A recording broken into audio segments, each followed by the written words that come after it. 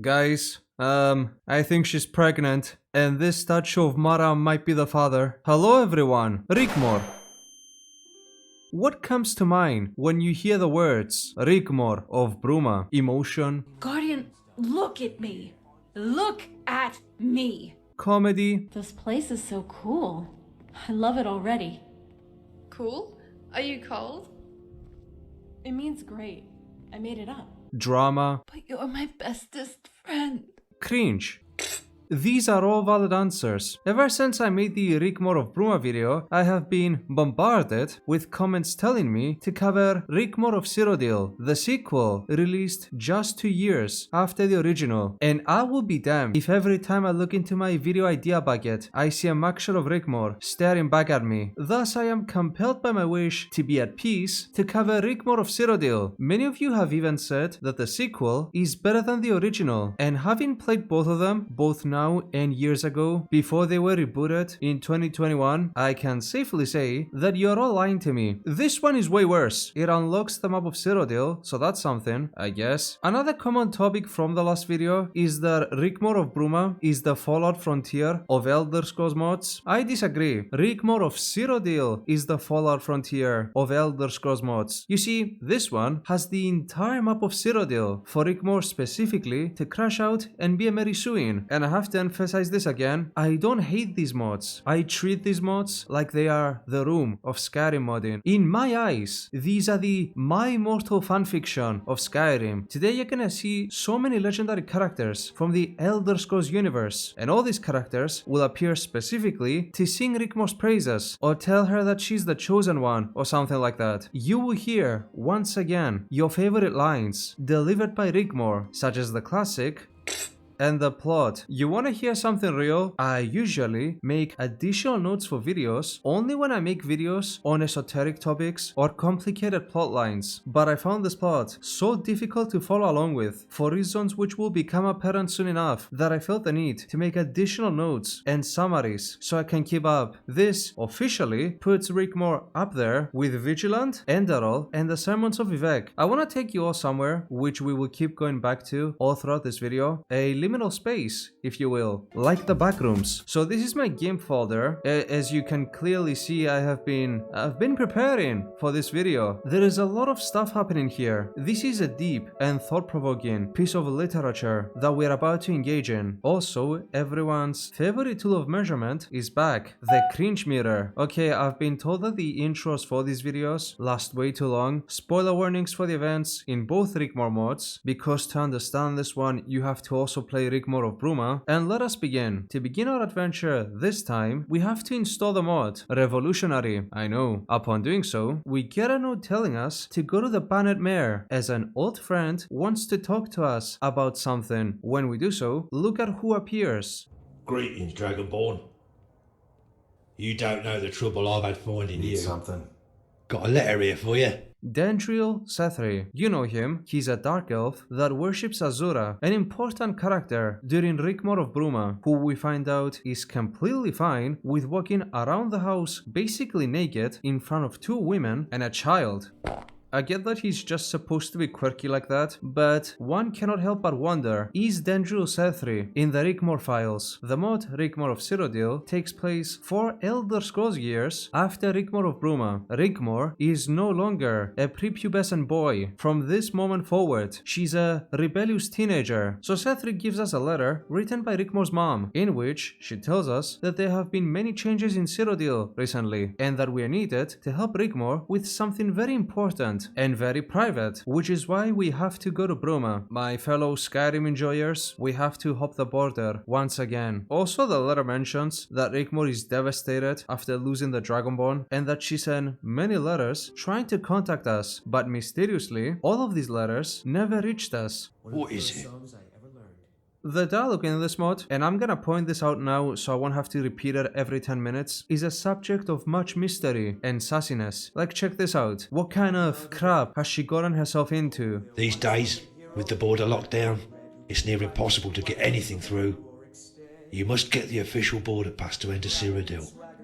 If anyone tells you otherwise or offers a way over for coin, Be wary of them. And with that, Sethri leaves, and we have to head over to the border post in Skyrim to get our border pass so we can cross over to Cyrodiil. Right, all of you. I think it's time we play a little game of reading between the lines. Here are the lines so far. There is a new regime in Cyrodiil and a new emperor that has and I directly quote the employee at the border pass, zero tolerance policy towards immigration. The Emperor is very serious on immigration control and is quite ruthless in his implementation of zero tolerance. To not be in possession of an official document can be, how shall we say, fatal? They will kill anyone who's an illegal immigrant, and in this environment, illegal human trafficking and corrupt border employees have made a fortune from exploiting the economic migrants that want to cross over to Cyrodiil. Let's just say I have seen them letting whole families through the gates, men, women, children, all hoping for a new life, only to end up bloody, frozen rags in the snow. It's quite sad. They are actually meant to be here to turn away the economic migrants and protect me as a diplomatic service. I'm gonna peel back the curtain just a little bit and tell you that at no point does this border policy comes up ever again, but I'm not the kind of person to jump into conclusions. For one, the name of the employee here is Latin for Foolish April. I get that the mod author wanted to type April Fools, but April Fools doesn't translate very well into Latin. On other news, the wife of the border employee lives in a perpetual state of fear because the new border control could at any moment assault her. Everything is going to be just fine. The way they look at me, it's only a matter of time. What are you going to do about it? I'm in fear for my life. And we have the option to kill the corrupt guards without any of the consequences of killing Imperial troops. I'm gonna have to employ all my willpower to get through this one. Also, the employee at the border post finds the letters that Rigmor has been sending us, and contrasting what those letters say with the greater context of the situation at the border post creates such a weird, funny, bad scene. Let me paint the picture for you. A horrified woman is afraid of being assaulted by corrupt border guards that are completely fine with killing wave upon wave of economic migrants, a term which I'm not even sure that it applies well in Elder Scrolls, while the employee at the border post, who is also her husband, tries to comfort her that in fact everything is alright, and he's saying this while people are getting killed by the dozens just a few meters away. And then, as all of this is happening, you get this letter, and then Rigmor's voice pops up, and she's talking like a teenager fresh out of the Sephora store in her local mall, and she starts yapping like, oh, things are like so different now. Things are totally so different now. And she's like, yeah, right, blah blah blah. But I'm trying so hard to meet the demands expected of me. As a countess? Yeah, right. Did you know Malisam is here? He's such a total ass. It's my duty to protect the descendants of blah blah blah, and is always totally in my face. The more you observe details like that in this mod and how they contrast with each other, the funnier it gets. Rigmor's letters also give us context on the characters we will encounter throughout this mod. Rigmor has become the Countess of Bruma, and her mom Sigyn is helping her with the managerial side of things. Malasam, that's the Boethia worshipper from the last mod, is also here to help Rigmor. Keris, his assistant, is also here, and she has become besties with Rigmor. There is also a scholar in Bruma called Friothoth that tutors Rigmor, which she responds with Whatever. I'm in tremendous pain! I'm in tremendous pain! Help me! Help me! Help me! Now this is the stuff that is mentioned in the first letter. There are many reasons why I think that this mod is worse than the original as a narrative-based mod. It is my sincere belief that this mod is one of the greatest fanfictions and up there with My Mortal. Let me make it clear, as a plot, it's terrible. Rigmor in the first letter comes across as a rebellious teen who scrolls Instagram for 8 hours a day minimum. In the second letter, however, she comes across as a legit psychopath, a deranged lunatic. She tries to describe the events that have occurred in Cyrodiil, right? And mind you, there have been wars, executions, mass deaths, that kind of thing. I will explain them better when we get there. But she describes all of these horrific events as, well, I'm just gonna let it play. You are so not going to believe this, but the crap has totally hit the fan over here in Cyrodiil. Some badass bandit king has taken the Citadel. and I've been advised by Freathoth and Malisam to declare Bruma a free city. They totally burned and trashed Leowin, and the nobles are all bummed out, calling for a peace treaty as I write. If you try to come over the border, be careful. The whole of Cyrodiil is pretty much in a state of anarchy. Everyone's running around like headless chickens. It's actually quite invigorating, and I'm loving it. Malisam had to sit down due to heart palpitations. He was like, oh. I totally cried laughing. Oh, poor Carice. Although I would feel a lot safer if you were around, how's the dragon thing going? We don't get much news out here, but rumor is you saved the world again, right? Dragonborn, when are you going to come and save me? I'm done. I cannot describe to you how insane Rigmor comes across in this letter. People are getting killed en masse. Whoa, that's so cool! My advisor is anxious and possibly suffered a heart attack. Busts out the laughing emoji. And in the meantime, Dragonborn, why aren't you coming to save me? I need my knight in shining armor. The whole laughing about the guy having heart palpitations reminds me of that one clip from Cold Ones. I have arthritis.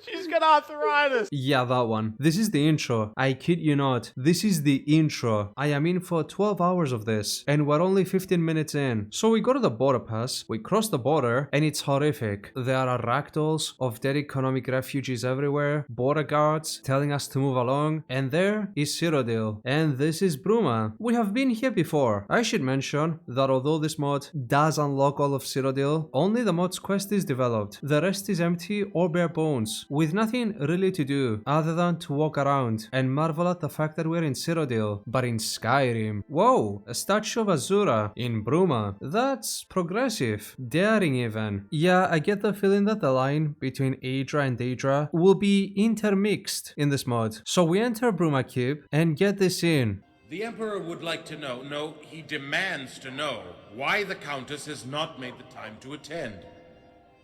As you can see by my own presence here today, it's absolutely imperative that she does. I am sorry, Lord Chancellor. I will make sure the Countess learns of the urgency to attend. One might begin to think the Countess is avoiding her duties to the Empire.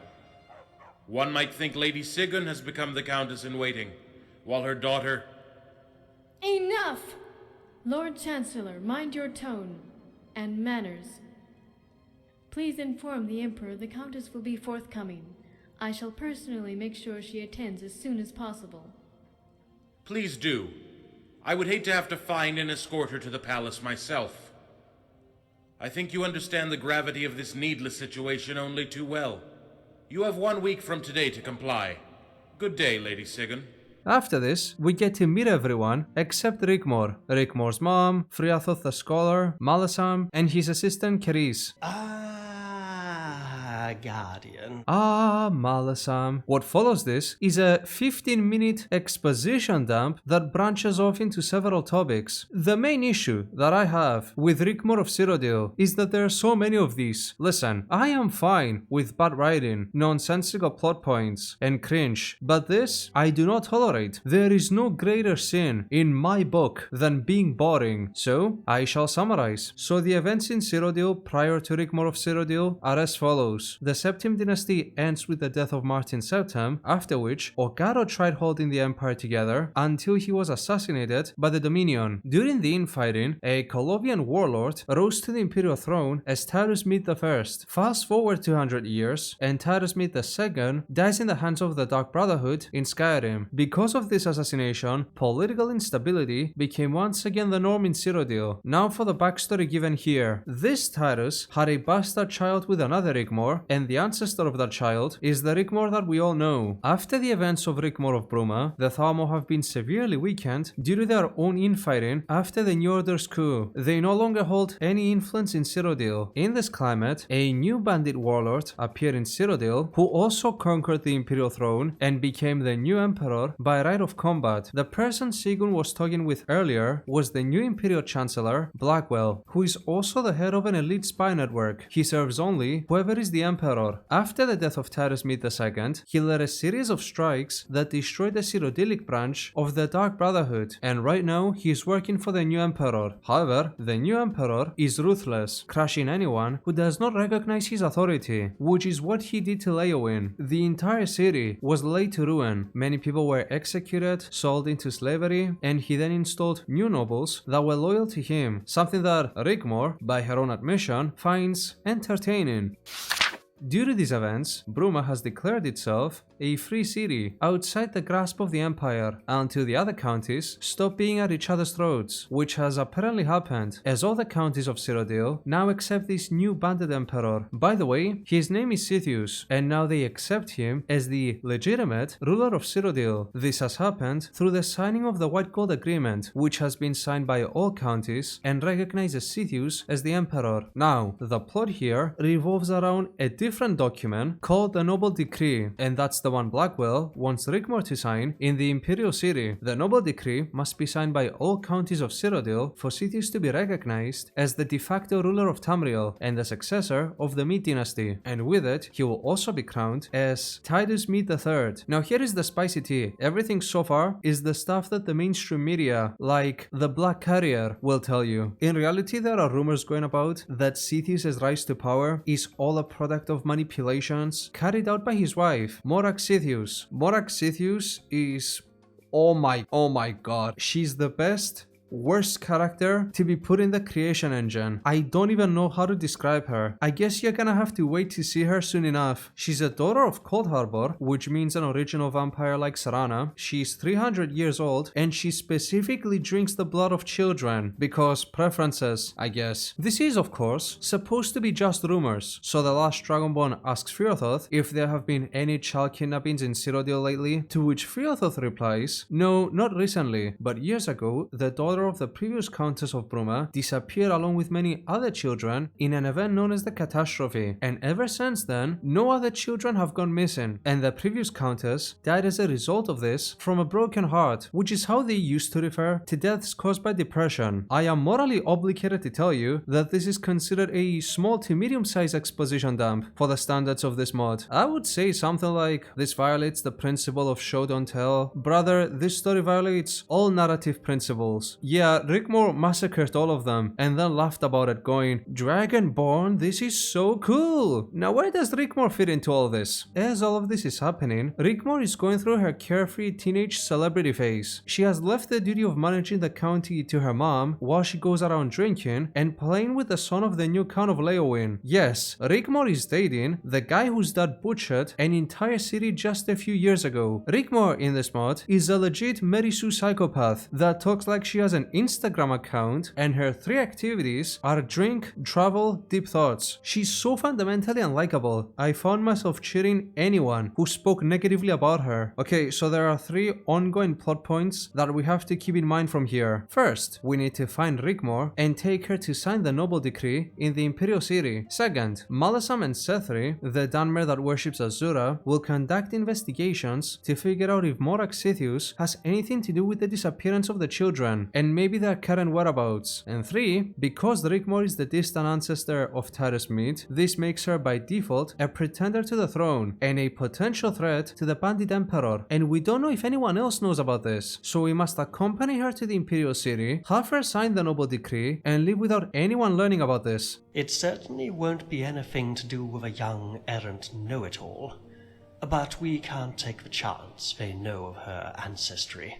Now you might ask, can't she just tell them, hey, I'm not interested in becoming the Empress, or I renounce my ancestry? After all, she doesn't seem to care about it that much. Or heck, why does the fact that her great-great-great-grandpa was an emperor matter to begin with? Titus became an emperor by seizing control of the Imperial City. He too is a pretender, since he can't light up the dragon fires. Titus isn't an heir to Alessia. Sivir, I have to teach you something very important about Rigmor mods. Logic doesn't apply. stop thinking with your brain or with your knowledge of the Tess universe. It's like that one scene in Sonichu where Sonichu calls Christian his dad. In any sort of rational scenario, it doesn't make any sense. But if you think about these events, specifically within the context of the piece of media that you're consuming, it makes perfect sense. This is the logic you should apply here. So yes, Rigmor is a pretender to the throne of Cyrodiil. And no, the Dragonborn avatar of Akatosh that stands right next to her isn't. Now we need to track down Rigmor. The innkeeper tells us that the Leowin guy that Rigmor hangs around with has 2 bodyguards, and the last time they were here drinking, they trashed the place. Now, if I were an innkeeper and the countess came into my inn, got drunk, and then her boyfriend and his 2 bodyguards trashed my business, I would, you know, be upset, maybe file a complaint, spread the news that our leader is a scumbag, but this is how the innkeeper talks about Rigmor. That girl? She's a wildcat. You will see this all throughout the video. Rigmor will do the worst things possible and people will still love her. Rigmor in Rigmor of Bruma isn't a Mary Sue. Rigmor in Rigmor of Cyrodiil is a textbook Mary Sue. Even her flaws are just, you know, quirks. She's quirky like that. Now we have to go to Rigmor's apartment to find her. Malasam gave us the keys to her apartment. This is Rigmor's house and it's a mess. Apparently Rigmor is into drawing and poetry, so it's basically university accommodation. Apparently she also practices the Elder Scrolls equivalent of photography, whatever that might be. Make me cry. Make me want to die. But one thing is certain. Number 15. Burger King foot lettuce. And what's the subtext of multiple different pieces of clothing around the bed? Very artistic, Rigmor. This would be great in a college campus exhibit. I feel like I'm being overly negative. This looks fine. It's just that right next to the paintings is Rigmor's journal. Oh my Akatosh. The world around Rigmor is burning, and all she can think of is A, the Dragonborn coming to save her from what I don't know, and B, living a good teenage life. What a shitty, cruel world we have been born into. Oh, and I have first-hand experience of that. But now, I think I've earned myself some slight indulgence and melancholy. Fight hard, play hard, right? She's a psychopath. She has to be. Leowin got cooked, literally. There are people getting killed on the border 10 minutes from Bruma, the place she's the countess of. And Rigmor is out here like, you know what? This poetry and drawing thing is doing miracles for my emotional well-being. On another letter, she says this. Frithov has been great and understands. Oh no, I don't understand this. Grilled cheese Obama sandwich. Now we know that Rigmor is at the Roxy Inn. Finally, we can meet this young teenager. Alright, it can't be that bad, it can't be that bad, it can't be that bad. I need to develop some kind of emotional support strategy. The stress eating can only get me this far. When she says something cringy, I can just leave. It can't be that bad anyway. A few more drinks and she will be under the table. Lights out. War's over. Ha! You wish, Grom. I can drink as much as any man. Careful, Rigmor. We don't want you waking up in a hedge again. Butt out, Bobby. Yeah, but Bobby. Careful, Tiny. Remember who pays your wages. Come to Grom, little lady. Hey! Who said I was a lady? Who's this? What business do you have here? Yes? Need something?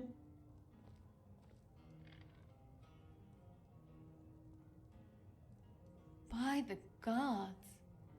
Huh? State your business, good sir, or I'll be forced to... Bobby, it's okay. This... Need something? Dude, shut up. Guardian. By Talos. This is him? No! This is Patrick! Please accept my apologies for being so rash. If I had known, Rigmor has told us so much about you, Guardian. Bobby, you go ahead without me. I'll catch up with you later. What's wrong with your ears? Of course. Guardian, it's a pleasure to meet you at long last. I'm sure the Countess is in safe hands. Come, Grom, Tiny, we have a boat to catch. Rigmor, we need to talk. Okay.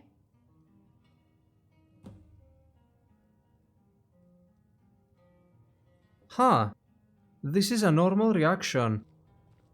This is going well.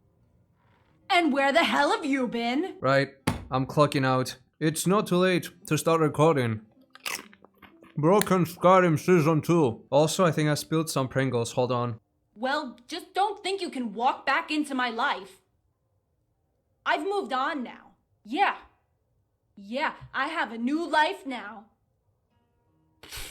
None of these responses correlate to my emotional state right now. Like, yeah, right. I was only thinking of you. Like after 4 years, Dragonborn. 4 years, and now you turn up like a bad septim. Did my mother send for you? Yeah, she did. By the gods. She is so going to regret that. Why? I thought you wanted to see the last Dragonborn. Why is she crashing out? You have to go sign the noble decree. I can look after myself. I don't need someone holding my hand to sign some crummy document. Mother and Malisam wanted me to marry the Count of Coral. Ugh, no thanks. What's wrong with the Count of Coral? Way too namby-pamby. You know, Rigmor, you haven't changed at all. As these videos are also lessons on storytelling, I feel the need to say why none of this works and comes across as fun, but your term today is contextual analysis. Cyrodiil has been engulfed in a bloody conflict. Rigmor's boyfriend got his title by raising an entire city. The guy who conquered the Imperial City is rumored to be married to a child-killing vampire directly connected with the Daedric Prince of and Rigmor wants the Dragonborn to save her. You promised you would come get me.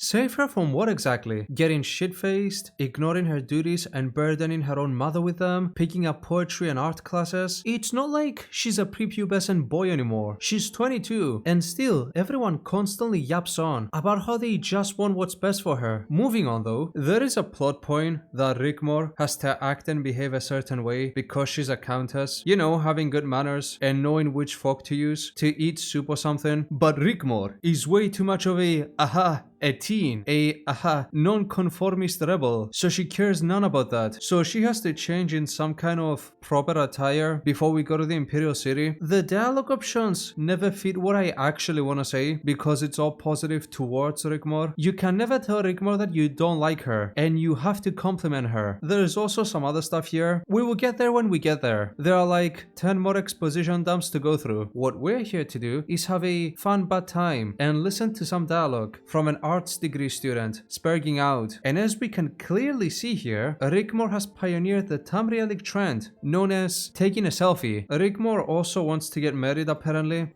It's been so difficult for me to fit in, to adjust myself. What are these paragraph long responses? Who would say this? Back at the Cape, Rigmor says this. We're all tired of your gallivanting and flaunting with that common bandit boy. That common ruffian.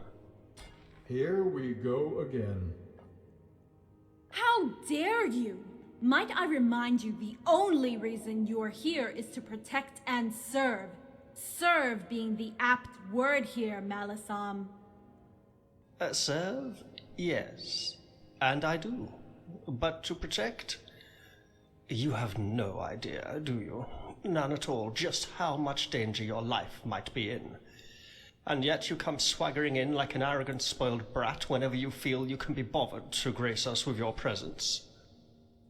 Look at your mother. She wants only what's best for you, as do we all. Stop! For the love of the gods, stop it! I can't take any more of this shit!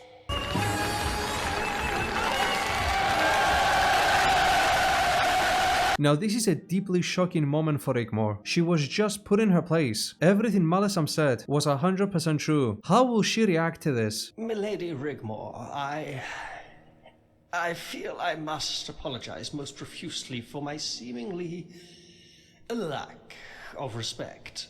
What? Why are you apologizing? This has to be some sort of satire of a satire. Like there is no way. I'm sorry too. And you're right. I have been acting like a spoiled kid. Okay, so to summarize again, we have to take Rigmor to the White God Tower, have her sign the Noble Decree, which would make Sithius Tyrus Mead III, and also gives up on the status of Bruma as a free county, without anyone figuring out that she's the ancestor of Tyrus Mead, as per the whole pretender thing from earlier. We will do this tomorrow. Now we have to watch Rigmor sleep throughout the night. This happens a lot throughout this mod. We sit right next to Rigmor as she sleeps. Carice and I decided on this dress. What do you think? Again, there is no negative option. Rigmor is looking bougie and there is no counter argument. Then she complains more about her life. I'm not gonna repeat the same points again. She basically complains about her life as the Countess of Bruma because she's a teen rebel in the tender, childlike age of 22. And we are off to the Imperial City. On the way to the Imperial City, we go past a tree that Rigmor used to play on when she was a child. For those of you that haven't watched the first video, Rigmor's dad was a veteran of the Great War and the war in Hammerfell against the Dominion. The Thalmor captured him after the White Gold concorded, and Rigmor was taken away from her home in Bruma, where she used to live, when she was a child. Then she became a slave. She was sent to Alcatraz, aka Valenwood. A cat named Barandar saved her after she killed an entire company of Thalmor soldiers, and then at some point we saved her too. By the way, bless the heart of the one commenter on the last video who pointed out that a company is around 100 to 250 soldiers. What can I say? Rigmor is just that good. She used to play here before her dad was taken away. That little girl is still playing amongst the trees. No one can touch me here. Okay, I'm just gonna say it. Her thought process here is actually good. And that's it. Finally, a good and well put together scene. I am sure that nothing is gonna happen in just a few seconds that is gonna make me run away in pure stress and cringe. Hey, look at that. She even plays around by the lake. Here she comes across as a bit childish, but I very much prefer this over the psychopath teenage rebel quirky XD version of her that we've seen so far. Here, Froggy. Froggy, Froggy. Oh. They plopped off. She even finds a den she made when she was a child. How lovely. Let's just have this beautiful, serene scene play out for a while. I'm sure there's nothing to worry about. Yeah, let's go.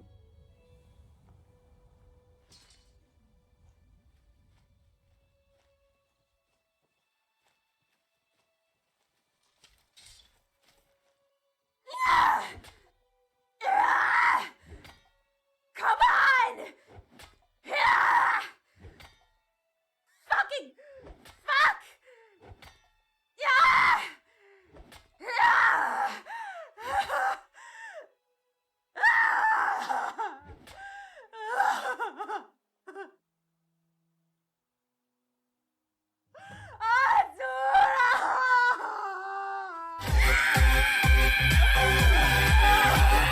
I'm done, dude. Like, I am so done. I can't do this anymore. Actually, let me test something. Can I eat in game too? I can. Hey, buddy. Hey there, little fella. Promise me, Dragonborn! Promise me! If anything happens to me, if I don't make it, kill every single one of them! She's an actual psychopath, what the hell? I think this is officially the point where the cringe meter breaks, and after these shocking revelations, we go to the Imperial City. Ah, poor Martin. Oh, that sacrifice, just for him to become a statue in a Rigmor mod. I can't believe I'm actually standing right next to the Dragonborn. I'm your #1 fan. This I can handle. Oblivion fan service is more welcome than losing a fight to an actual log. Anyway, we go to the Tiber Septim Hotel, check in. There's a joke about a piss pot that makes the Dragonborn become a bit sassy. And now we get some time to wander around in the Imperial City. This mod does this thing where it creates plot points but doesn't do anything with them. Like here it says that after Chancellor Blackwell destroyed the Dark Brotherhood in Cyrodiil, he had them all taken and executed in the prison district, the place that the champion of Cyrodiil crawled out of. People mention that during the night you can still hear the screams of the killed Dark Brotherhood members. Some say on a dark, quiet night, you can still hear their screams from the old prison district. So I go there, right? And there's nothing there. I got a whiff of nostalgia, but that's just about it. What follows after we check in the hotel is an extensive amount of catching up with Rigmor. It's an advanced level of philosophical discourse and tea spilling, with inquiries such as, can you trust your boyfriend if he committed a few war crimes in order to become a noble? This ultimately ends the exact same way as all forms of philosophical discourse end. We and Rigmor get hammered and end up crawling back to the hotel whilst drunk. A very quirky scene, definitely a memorable one. And then we have a chance to have sex with Rigmor. Dragonborn, wait.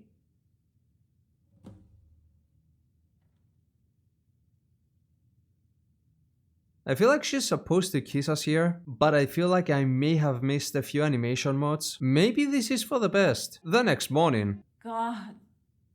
We didn't... Yes, Rigmor, we did do it, and I am already 3 months pregnant. Now we have to take Rigmor to sign the agreement. This section, and the arc right after this one, are the epitome of fun bad. So Rigmor gets dressed up, and we go to the White Gold Tower. Upon entering the building here, her boyfriend, whom we shall refer to by his pet name, Bobby. His name is Bobby. Anyway, Bobby immediately fawns over Rigmor. Words are not enough to describe how beautiful and radiant you look. Stunned by how beautiful she looks, and how could you not? You so fucking precious when you smile. Bobby's dad is a jokester who starts teasing Rigmor and throws jokes everywhere. Countess Rigmor of Bruma, Robert has told us all about you, my lady. Good things, I hope, Count Leowin. Why? Are there some bad things? I like this guy. He might be a warlord, but at least he's unboring. Rigmor is very passive-aggressive towards all of this, and I get the vibe that this is supposed to come across as a power move, a no jokes, all business Rigmor, but it more so comes across as a dumb teen thinking they own the room after making a snarky remark. No offense, Rigmor. As you can see, these balls, as they call them, aren't really the sort of balls I understand them to be. I'm sorry, Count. I don't understand. Exactly which balls do you have in mind? Why are you the way that you are? Now, Bobby and his Dumbo ears have something they want to tell the Dragonborn in secret. This section gets complicated, and for all of this to make sense, I want you to imagine that we are no longer in Tamriel. The plot from this point onward, and until I say otherwise, becomes Game of Thrones. Don't question it, it just is. Apparently, there is a delicate balance of power between the noble houses of each county of Cyrodiil, as they are constantly vying for influence over each other. When Rigmor signs the noble decree, the following happens. Sithius, the bandit emperor, can be crowned Tyrus Mead III, and Bruma stops being a free city and becomes just another county of Cyrodiil. While Bruma is a free city, it enjoys protection under international law, which is a ludicrous concept not only in Elder Scrolls lore, but also within the context of this mod, but we will play along. When Rigmor signs the decree, Bruma loses the status. It will be under the full control of Sithius, who apparently has plans for Bruma. We don't know what these plans are, but they sound ominous, so naturally, we have to panic. Now here is the tea. Some counts don't recognize Rigmor as a noble, but rather as a common member of a powerful family who just got promoted into being a noble by the emperor, which is how nobles are made to begin with, but whatever. Now here is Bobby's power move. Because he loves Rigmor so much, he wants to marry her. Not only because he loves her, but also because by them marrying each other, they become rulers of both Bruma and Leowin, thus giving them the power to oppose any claims that the emperor can make. Does this make sense to anyone? There are so many plot holes to this plot that I'm not even gonna bother laying it out. So Bobby and Bobby's ears are gonna propose to Rigmor so they can tip the balance of power towards Bruma's favor, and he's gonna propose to her right here after she signs the decree. Such a pretty young thing, don't you think, boy? It would be such a shame to miss out on the opportunity to save her. Yes, indeed, she's gorgeous. But then Blackwell comes in and says that the signing is delayed because the Emperor overslept or something. The signing will take place tomorrow, so Blackwell gives us and Rigmor a room to sleep in, and then he says this. I do apologize for any inconvenience caused, and hope your stay here will be a pleasant one, as best it can be. I would also like to take the opportunity to thank you for finally attending, and would like you to convey my respects to Lady Sigun upon your return. Please, feel free to return to our guests. It can't be much fun for Blackwell having an icicle permanently stuck up his ass. Blackwell being as polite and professional as possible. Rigmor, what's your problem, dude? What a bitch this Blackwell guy is, huh? I spit on him. Now we have to sleep until tomorrow. There is also an element of minor horror into all of this. When we sleep, we get to encounter this face. Let me guess. Joe Rogan? If he had hair and he was a vampire. No. General Tullius and Serena had a baby. No. Nosferatu's mom. Got it. The next day, we go back to the gathering hall so Rigmor can sign the noble decree. And it is here that we are first introduced to Morax Sithius, wife of the bandit emperor, Ariel Sithius. Oh my. Look at her. Look at this fucking thing. There is no way this is serious. To a degree, this has to be parody or satire. There is no way this latex engulfed specimen is gonna give an empowering speech about the new empire. 2 years ago, we rode into the city at the head of an army. But this army was not one of occupation. This army was not one of subjugation. No, this was an army of liberation. Morax Sithius is the most funny bad villain in this entire mod. Every time you see her, you won't be able to take anything that is happening around you seriously. It's like, how are we gonna defeat such an imposing villain? Here's a thought. Walk with a gap distance between each step greater than 20 centimeters, and you should be able to outrun her. Gruella Deville looking what is she wearing? I'm gonna let some of the speech play out so you can see what I'm talking about. And by legal right of combat, it was the people of this great city that placed them upon our heads. And we flourished. We became great again. Excuse me, what? We became great again. And they shall come to know of our intention to be a global force to be reckoned with. We become great again after applying a zero tolerance policy towards economic migrants and becoming a global force to be reckoned with. Excuse me, I need to save here. There is something that I feel the need to do. And then go right here. Hey, Parthy. I think right here should be fine. Let me see. Here. Yeah. Perfect. Oh! I have read between the lines, and I didn't like it. I don't even know what to say. How does the term global force even apply in the Elder Scrolls? What are you gonna do? Conquer Akavir? Are you gonna go purchase Atmora? This mod is peak. I am telling you, it's the My Immortal of Skyrim mods. So Rigmor signs the decree, Bobby proposes to her, and she says yes. Oops, I spaced out. Then things get passive-aggressive again. Bravo. And might I say, very impressive. I'm sorry, I don't follow. Oh, I think you do. Morag Sethi is sucker punched by a master stroke of genius. Guardian and protector of Countess Rigmor of Bruma. Indeed, a title you should be very proud of. Okay, I'll play along. Oh, I am Lord Chancellor. Be assured of that. Meet me in the temple gardens tomorrow morning before the coronation. The coronation of the new emperor will take place tomorrow. In the meantime, Bobby apparently discovered what Sithius wants to do with Bruma. There is supposed to be an open ventilation shaft behind the wall that allows one to eavesdrop what the other nobles are saying in their rooms. I will explain what's the plot. And again, this is no longer Elder Scrolls. This is Game of Thrones now.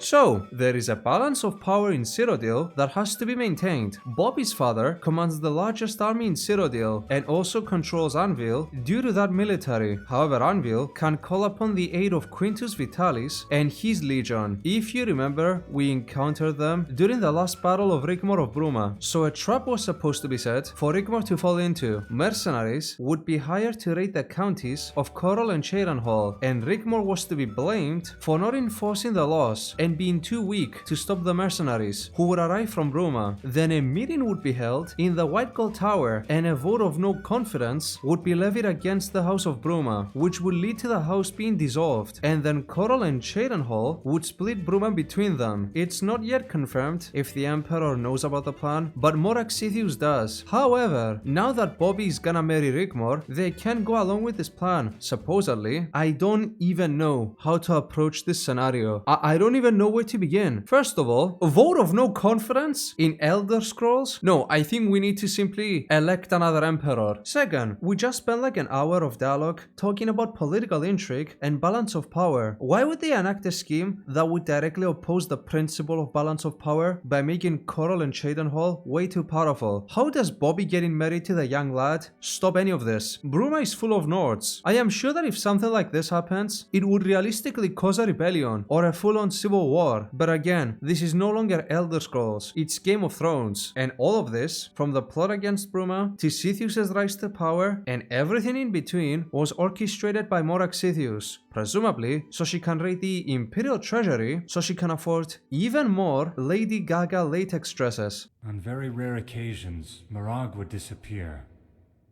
No one knew where, but she always came back looking younger than she left. Something she has maintained to do to this day, leading to rumors. But Sethius didn't want to usurp the Imperial throne. Neither did my father, but Mirag Sethius insisted. So now we go back to our room with Rigmor. Now, everything I just said is what Bobby says. When we go back to the room with Rigmor, we talk about all of this, and we come to the conclusion that by... I cannot emphasize. I had to make notes to know all of this. We come to the conclusion that Bobby doesn't actually want to marry Rigmor because he loves her, but rather he wants to become the Count of Bruma, which would give him control of Bruma, Leowin, Skingrad, and Anvil. I don't know how the two last ones got involved in all of this. Now this upsets Morag because she wants to tip the balance of power again in her favor. And also she doesn't actually care about the power of Coral and Cheydinhal. She just doesn't want Leowin to become too powerful because then they can claim the Imperial throne. This keeps getting worse. Oh, and by the way, I am omitting a few things. Where are all these laws coming from? And why are we abiding by them? If one day a dude and his army can just destroy a county and install their own puppets, how does having the favor of the most counties or the most power make you the emperor if we already signed a decree saying that this guy is gonna be the emperor? Later on, we can use the ventilation system to hear what the other nobles are scheming while in their rooms. We eavesdrop the Count of Cheydinhal and they say some stuff that doesn't matter and only makes the plot even more of a mess. So I'm pressing skip. We then eavesdrop a conversation between Bobby and his dad. They say some stuff. I am beyond lost at this point because Bobby's dad says that marrying Rigmor doesn't actually advance their plans to expand their influence in Cyrodiil all that much, when we've just spent like 15 minutes talking about how if Bobby marries Rigmor, he becomes the top dog in Cyrodiil. Instead, Bobby is like, but dad, I love her. Instead of counting icicles on that mountain with her guardian breathing down your neck, the county is worthless and full of Nords.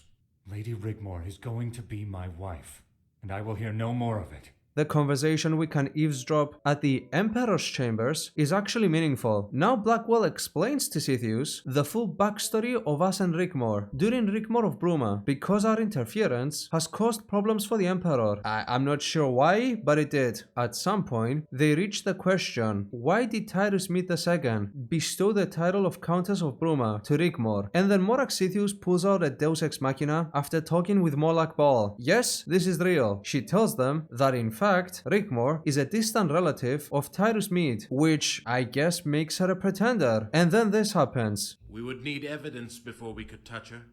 A confession, or someone to testify. I'll make the girl confess, even if I have to do it myself. And as for her guardian... Aren't you meant to be protecting your beloved Rigmor, Dragonborn?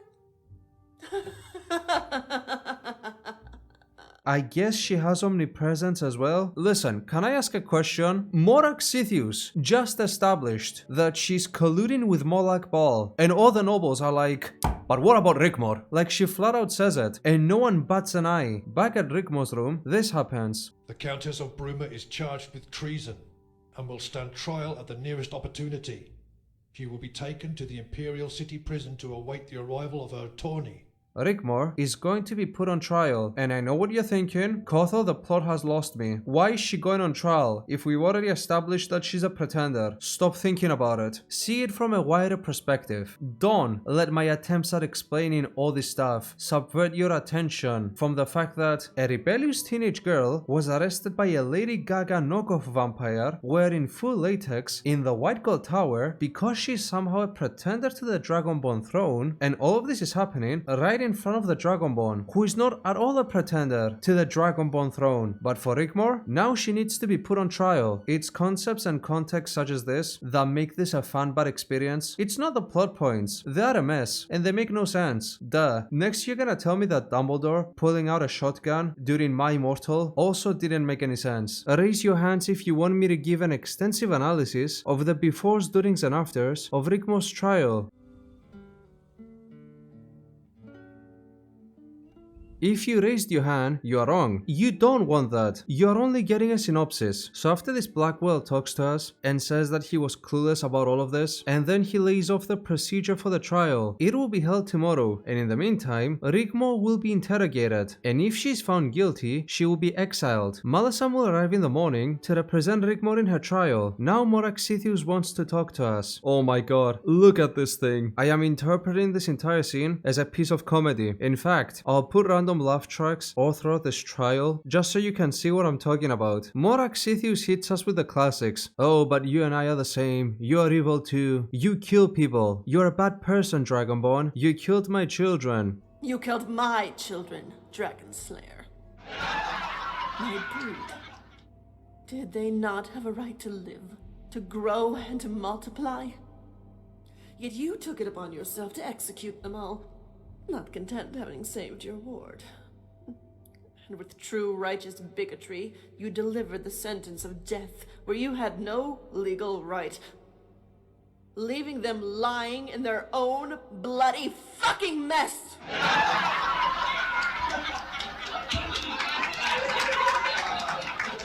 So in Rigmor of Bruma, we kill a horde of vampires, and I guess those were her children. This is supposed to be an intense scene, which I am unable to take seriously because of the greater context that's going on here. She confirms that she is a vampire, and her actual name is Morak Bal, and not a single person cares. The empire being hijacked by the god of not a single soul cares. Then she tries to seduce us. We say no. And then there is this dialogue about how we can kill Morag because of Rigmor. I am genuinely lost. After a point, I just feel dumb. I'm gonna make the problem as easy to understand as possible. How does Y lead to X? The actions and the supposed outcomes of those actions don't correlate to one another. Why are we unable to kill a daughter of Molag Bal because of Rigmor? These two don't correlate with each other. The next day, we and Malasam have to meet the Chancellor outside the White Gold Tower. Good if you're discussing state affairs and freedom of information. Freedom of information in Elder Scrolls. What on earth am I playing through? Blackwell talks about how the trial is gonna be fair, and just in case you thought that this was gonna be in any way serious, Morak Sithius is going to be the prosecution. The Count will hear statements from the prosecution and defense. Then the defendant, Rigmor, will be questioned. The court will deliberate, then finally Rigmor will have a chance to make a statement. She might want to have her say, or make a confessions, or say nothing at all. Yeah, that sort of stuff. Let me get some things off my chest. I was 100% willing to write this section off as a parody or satire or a comedic bit, but every now and again they describe in detail Rigmor getting tortured or traumatized, and I'm out here thinking, this isn't meant to be funny, is it now? This is supposed to be serious, and it explains this kind of stuff in a lot of detail, which makes it even more weird. Also, the Oblivion fanservice character keeps popping up. Now is the time for the trial. The the Rigmor trial, the Rig trial. We sit down right next to Carice so we can observe the proceedings. There is a valid context being ignored here about there being a trial, about whether someone is a pretender to the throne of Cyrodiil, and one of the people in the attendance of said trial is the Dragonborn. So the entire scene kind of falls flat unless you pretend that this is Game of Thrones. The entire trial lasts for about 10 minutes, and I'm not gonna let all of that play out. I'm gonna give another TLDR. So Rigmor comes out to testify, and they shaved her hair as a form of humiliation. In the end, Rigmor is not found guilty of trying to usurp the Imperial throne, but is found guilty of being a pretender by default, and is sentenced to be exiled in the island of Roscrea for 25 years. Are you a direct descendant of Emperor Titus Mede I? Yes. How did you acquire the title and deeds to the county of Bruma? Emperor Titus Mede II bestowed them upon me. Did you plot to usurp the Imperial throne by subterfuge? No. Do you admit that by your lineage you are a pretender to the Imperial throne by default?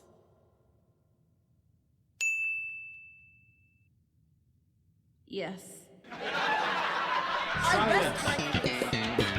So everyone is outraged by this. Bobby and both his ears have had enough. I can't lose her now. I love her. The Emperor is so upset by this that he despawns. Okay, so now the plot becomes a bit of a mess again. It is said that we have to smuggle Rigmor out of Roscrea, and at the same time, Bruma will be besieged by the Empire and Leowin because reasons. But as we are talking about these plans, the prison Rigmor is held at gets set on fire. Fire! Fire! The prison is on fire! So we go there to save Rigmor, and Bobby comes with us. Rigmor is screaming, begging for help. Dragonborn, help! But then this happens.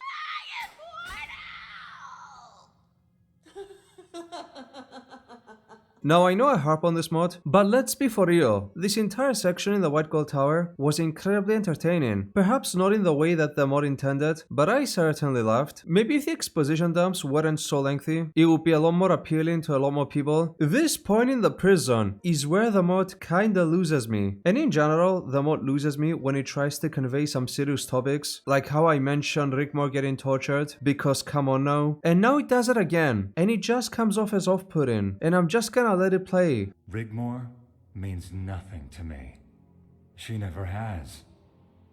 Used to get right up my nose. She would just never shut up. The amount of shit I had to listen to. She would just go on and on and on. Did she ever do that with you? Yes, of course. I'm sure she did. Then Bobby leaves. I must give Bobby a nice, slow, meaningful death for talking about Rigmor like that. He's such utter scum. Twice now you have placed Rigmor in mortal danger, and what's really tragic is right now, when she does need you, you're not there for her. It truly is heartbreaking, because she really is a great girl, and she's been through so much. After our last little meeting, I was so angry with myself. Oh, believe me, I wanted to hurt her because of you. I was thinking of you in that filthy cell as I hacked away at her beautiful hair.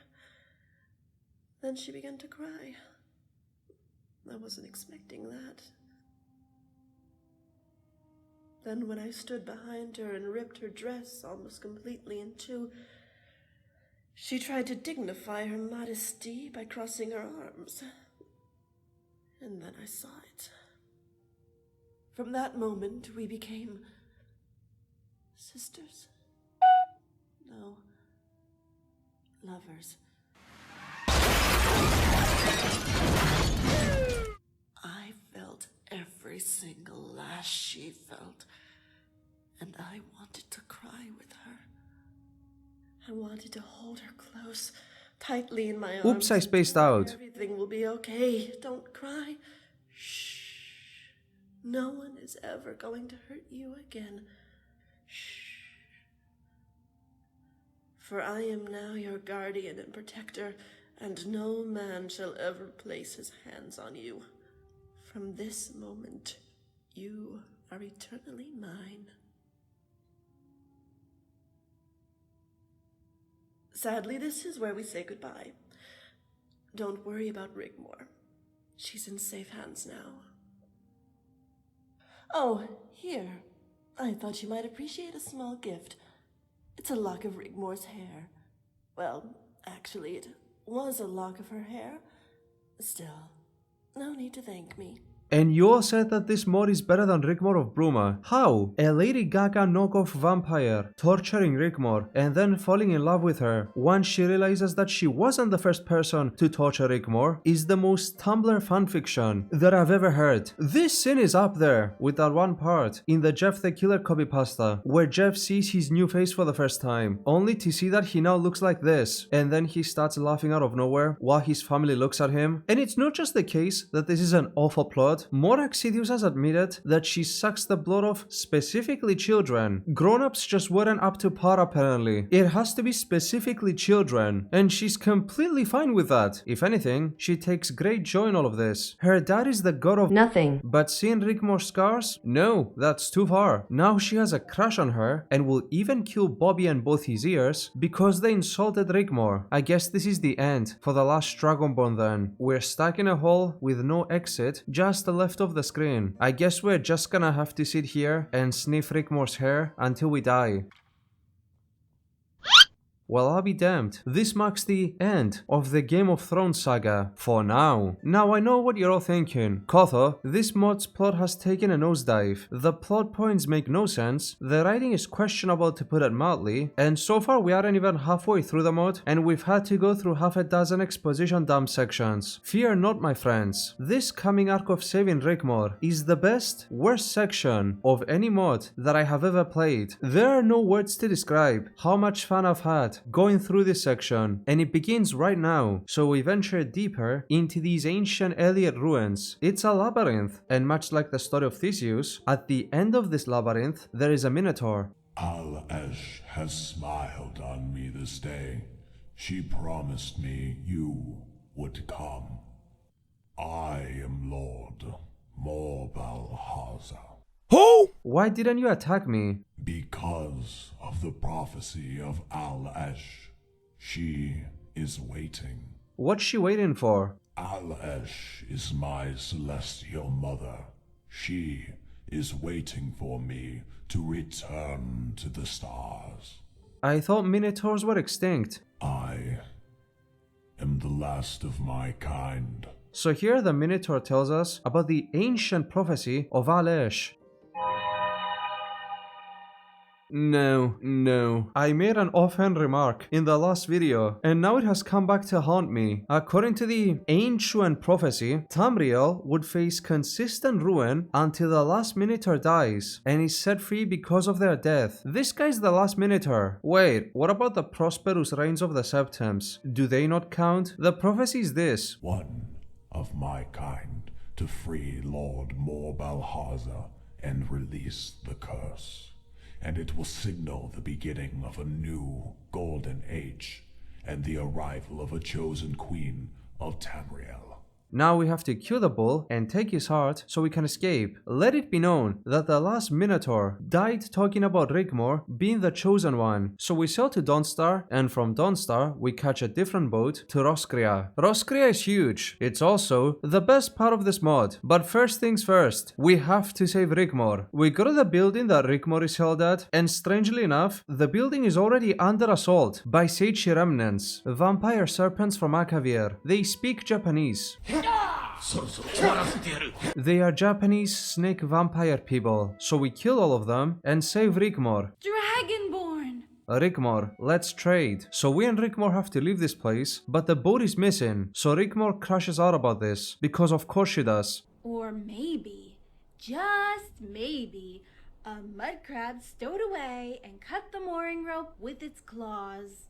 if I were a rebellious girl stuck in a prison cell and Japanese vampire serpents were attacking me and someone saved me, I probably wouldn't assume a ironic / sarcastic attitude, but what do I know? I can't even fit in a red dress properly. So we go back to the fort and find a map of Roscrea. We are here and we have to go to the village, which is all the way out here. Now we have to travel across the entire island to get a boat to make it to Bruma, which is apparently under siege because reasons. I don't know why they are besieging Bruma. I guess Leowin wants it, but we kept harping about there being laws and standard procedures and all of that. So what was the point of the whole Game of Thrones section if you can just attack someone? Also, since we're on the topic of fundamental flaws, the mod has an obvious issue with scale. Throughout the Roscrea section, the Dragonborn and Rigmor kill entire ships full of Japanese serpent vampires. They can clearly solo the entire Imperial Legion at this point, but still we have to go through different processes to gain allies. Why? This is an issue I don't like pointing out because we have to put gameplay in there somehow, but maybe it's not worth putting an entire balance of power section and talking about abiding by international law in a mode where one rebellious teenager can solo an entire company of highly trained Thalmor soldiers. Anyway, we and Rigmor start traveling all throughout the island until we find an abandoned campsite and decide to spend the night there. We tell Rigmor that Bobby never loved her and she says that he's dead to her now. Dragonborn, I don't think I want to hear anymore. Bobby's dead to me now. You must think I'm a real pain in the ass. Ah, finally, an appropriate line of dialogue. What? Dragonborn, you kidder. Then Rigmor busts out the old slam poetry again. Sick of the fighting. Sick of the dying. Pain, our greatest teacher and enemy. Sands of time pass us by as we continue to die. I would like to think that while we are doing all of this, Bruma is burning to the ground, there are catapults catching fire, and people are fighting on the streets. Meanwhile, Rigmor is out here going, "Oh, I wrote a poem for you. It's very emotional. I hope you like it." So we sleep. Rigmor has a dream about children pointing at a mountain. This comes up later. Then we continue our march. Did you know if you get frostbite on your fingers and toes, they can fall off?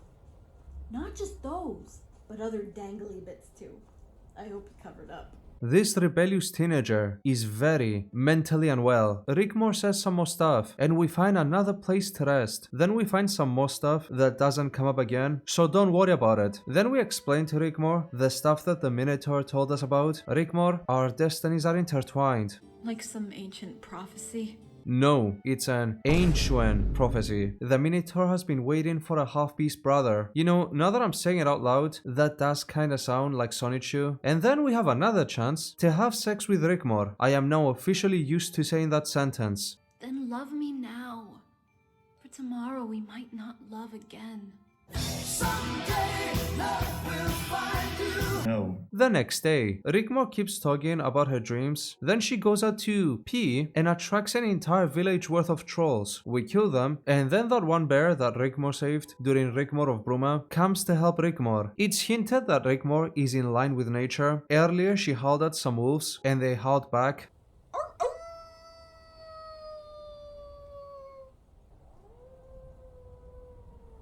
Again, this serves no purpose other than to give Rigmor an aura of mystique. Like, you know how the Kim dynasty would claim that they were all born from Mount Pektu and that they have mystical powers? Yeah, those are the vibes I'm getting. By the way, just to be clear about something, I am cutting so much useless dialogue. Some of you might say, "Hey Kotho, why are you letting all this useless info in the video?" This is the severely unbridged version. I am playing less than 5% of the overall dialogue in this mod. Then we find yet another camp for us to sit down and talk with each other, only for us to be attacked by the Akaviri. And in the inventory space of one of them, we find a note by Moraxithius. Apparently, despite her having a crush on Rigmor, she still doesn't care whether she lives or dies, so she sent these guys to kill us. Right, I'm just gonna say it. There is a slight indication that Moraxithius has some kind of necrophilia towards Rigmor.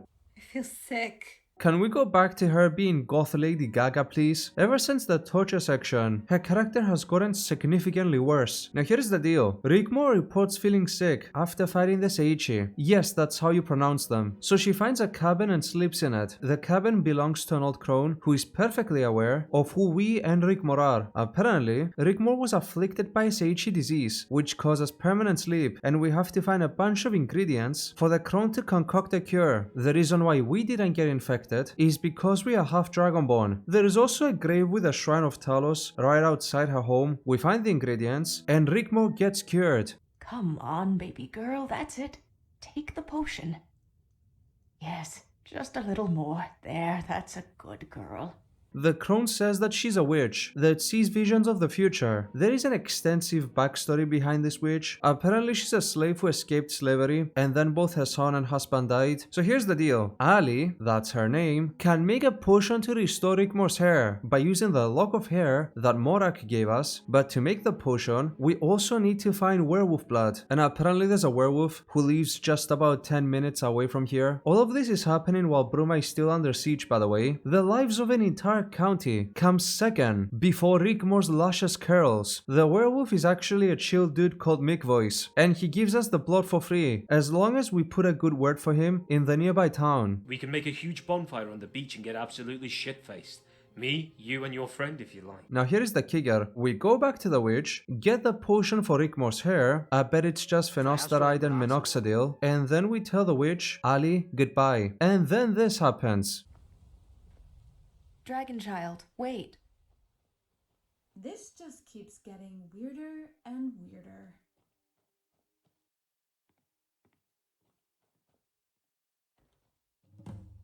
Rigmor really be the kind of person to see God incarnate and say something cringy out of pocket that makes the incarnation of a divine seem lame. The cabin is now abandoned. There is only a letter on the table that says sorry. I get that the story the crone said about her family is an allegory to the story of Alessia, a slave who became free and then everything that she built crumbled. And it's not bad. It's just that so far we have met the last Minotaur, Malakath, Boethia, Azura, and now Alessia. And the number one word on everyone's mind has been Rigmor. If anyone from the development team of Rigmor of Tamriel is watching this, I have a request. So in Morrowind, there is an avatar of Talos called Wolf that shows up to the Nerevarine and tells him that people like him are the future and that the Empire has grown old and needs to be replaced. Even if that process of change is painful, I would really enjoy it if Wolf shows up to Rigmor and says the exact same thing that he said to the Nerevarine, but then he should praise Rigmor some more. Probably say something in the lines of, Rigmor, my empire, it was total cringe, but you will succeed. You are the future. You are the red gem. You are the real main character of this franchise. You must use the new medium and conquer Eleanor. It's your destiny. After all, you have such an impressive list of achievements. Also, Alicia gives us some of that potion she made to cure Rigmor for later. And finally, we make it to the one village in Roscrea, and Sethri the Dunmer has come to find us. He has also stripped basically naked and has started farting all over the inn he's at, so much so that everyone in Serin left. He's just quirky like that. What are you gonna do about it? Call the cops? I would like to see you try. How long has it been since there has been an exposition dump? Clearly long enough, as Sethri here gives us a 10-minute exposition dump that gets interrupted because the Kaviri attacked the village. So here's the deal. Hello darkness, my old friend. Okay, listen up. So there is a location called Table Mountain, underneath which there are a bunch of elite ruins, inside which there is a living soul gem. Now this living soul gem is important. It's what Morak Sithius used to stay young. Wait, isn't she a vampire already? Why does she need a soul gem? So she can stay extra young, I think. The soul gem is called Bridge of Sighs, and it contains the souls of all the children that Morak Sithius stole, as per the whole plot about children disappearing years ago that Firothoth talked about. Because the souls in that living soul gem are specifically children, the energy never dissolves. It just grows stronger. Morak is bound to this soul gem. Using this soul gem, she can stay youthful and seduce men, so she can end up in positions of power. And then, again using the soul gem, Molag Bal will open a rift between Cold Harbor and Nirn, so he can cross into our world and conquer it. Also, Molag Bal openly brags about this plan to other Aedra and Daedra. I'm sure he just psychically roasts hosts them or something. Morak Sithius wanted us to kill the last Minotaur so the Elysian curse can be broken and a new queen of Cyrodiil can rise. But instead of the obvious candidate, it will be her. Then the Akaviri attack the village. We kill them and the exposition continues. The only thing that can destroy the gem is an arrow shot using a bow called Xenia's Calling when fired by a child that has interacted with Morak's vampiric thrall, which we destroyed during Rigmor of Bruma. During that quest, a child called Sorella was captured by said thrall. Therefore, she can complete the deed. How convenient! Double convenient because Ingol has adopted Sorella and turned her into an expert marksman, and also Ingol, another character from Rigmor of Bruma, is now the Jarl of Falkreath and will help us with the siege of Bruma if we reach him, should we communicate with him in Falkreath. Don't you love it when a story creates artificial issues only to then instantly solve them by itself? This plot is nuts. Are you people still watching this? And this was the end of the Roscrea Arc. What a ride. This has been the pick of this mod, the epitome of everything you would want from a Rigmor mod. What more could you want, huh? People constantly singing Rigmor's praises, nonsensical plot points, romance. It's got everything. It's not that things go downhill from here. Well, once we reach the statue of Mara they kinda do, but the vibe changes. It becomes a lot more stiff, if that makes sense. I find myself trying to understand what the plot points of this mod are so I can follow along, and every time I find myself being like, of course, this makes perfect sense. I mean, it doesn't, but it does. There is a reason why this is the best, worst mod of all time. So we board the ship to go back to Skyrim, but then we are boarded by another ship, which belongs to pirates. However, the captain of these pirates is Cassius Varon. Well met, Dragonborn. We've been looking for you for a few days now. You've been leading us on a merry chase. Apparently he tried working with the East Empire Company, but then there was a misunderstanding and now people think he's a pirate, but he's still a good guy, he just pretends to be a pirate. There is another bucket full of useless information here, so I'm gonna start giving a bunch of TLDRs. Rigmor tries to make friends with the one other woman on the ship. She succeeds despite having the social skills of a guy who covers Skyrim mods on YouTube. Ooh, self-burn! Those are rare. Then we're attacked by another ship of the new Imperial army this time. We kill them, but it seems that they had something to do with the Akaviri from earlier, because there is a map on their ship that shows different trading locations with the Seichi. See this map? It shows what seems to be shipping routes from Akavir to outer Tamrielic island chains. And look, he's marked points of interest along the coast at High Rock and Black Marsh. So what are they trading? What's the cargo? Humans. It is a human trafficking network. No, for real. Can we get back to Rigmor crashing out? So here's the deal between the Seichi and Morak Sithius. So, Morak Sithius and the new Imperial Legion smuggle people for the Seichi to consume because they are, in fact, man-eating Japanese vampire serpent people. And in return they assist Morak with her plans to summon Molak Bol on Nirn, which includes capturing or killing Rigmor, and definitely killing us. So we go on one of their trading spots, kill the Akaviri, and free the human cargo. Apparently we're supposed to treat this as a sort of gacha moment against the political integrity of Morak Sithius, like, aha, I have uncovered evidence of collision, but brother, she kidnaps children and wants to summon the god of, and she blatantly admits that she uses him to gather information. I don't think her planning an Akaviri invasion is the straw that breaks the camel's back. And now we're back in Skyrim, and Rigmor's hair has grown again. Thank you, Alessia, for giving Rigmor extensions. Now we have to go to Falkreath and talk with Ingol. Countess, a fine young woman now. You have no idea how much it pleases me to see you safe and well, Rigmor. Ingol is like, no, no! Take my man, take my cheese platter with the little flags on them, take my hold, but don't take away the kid. So he lets us borrow the kid. You come here and deliver a blow to my heart.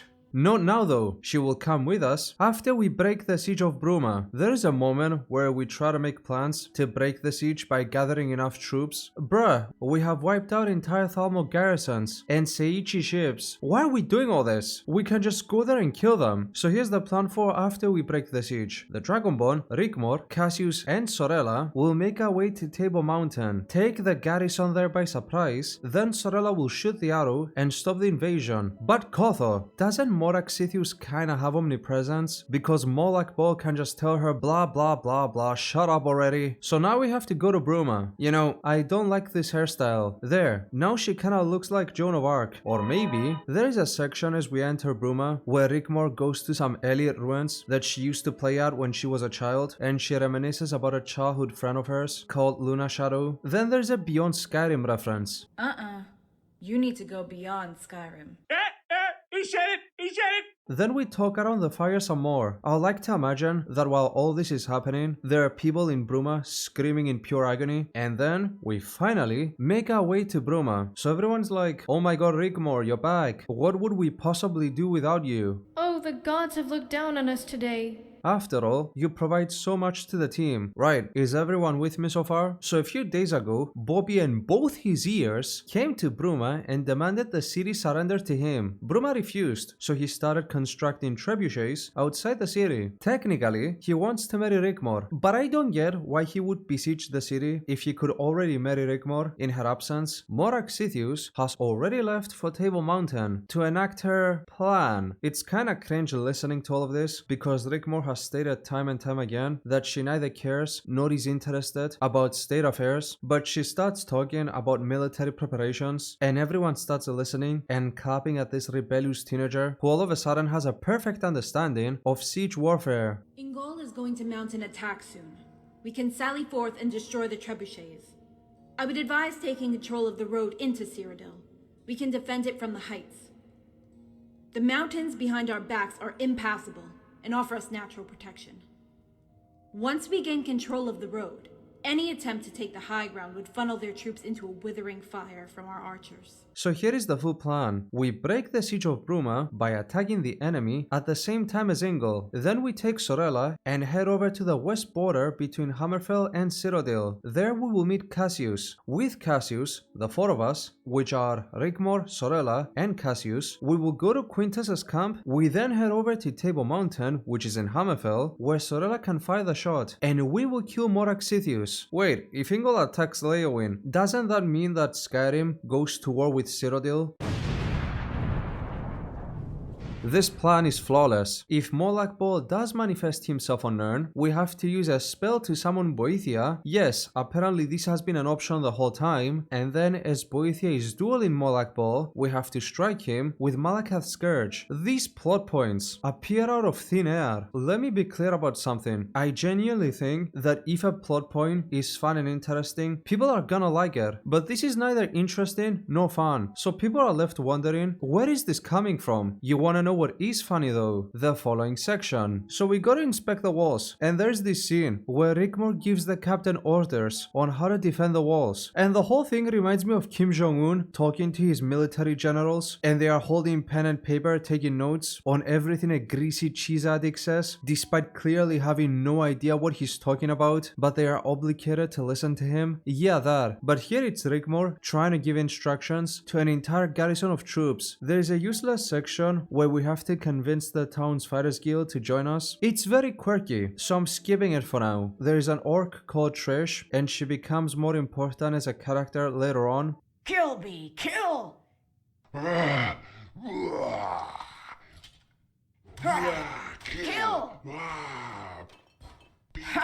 Go on, Bee, go on! Very quirky. I already hate her. So there's another attack against the garrison. We stop it, and then we go to the local inn to get hammered. What precedes this is the most Rigmor riding you will ever experience throughout this entire mod. So we're talking about the blood that will soon be spilled, the legions we will have to kill, the ancient prophecy. Rigmor is completely fine with all of that. In fact, she's completely careless about them. She treats these events as you would treat submitting an essay in a college. But then we start talking about Bobby. Rigmor, Bobby isn't a good person. He's only looking after himself. He told me what he actually thinks about you. How do you know?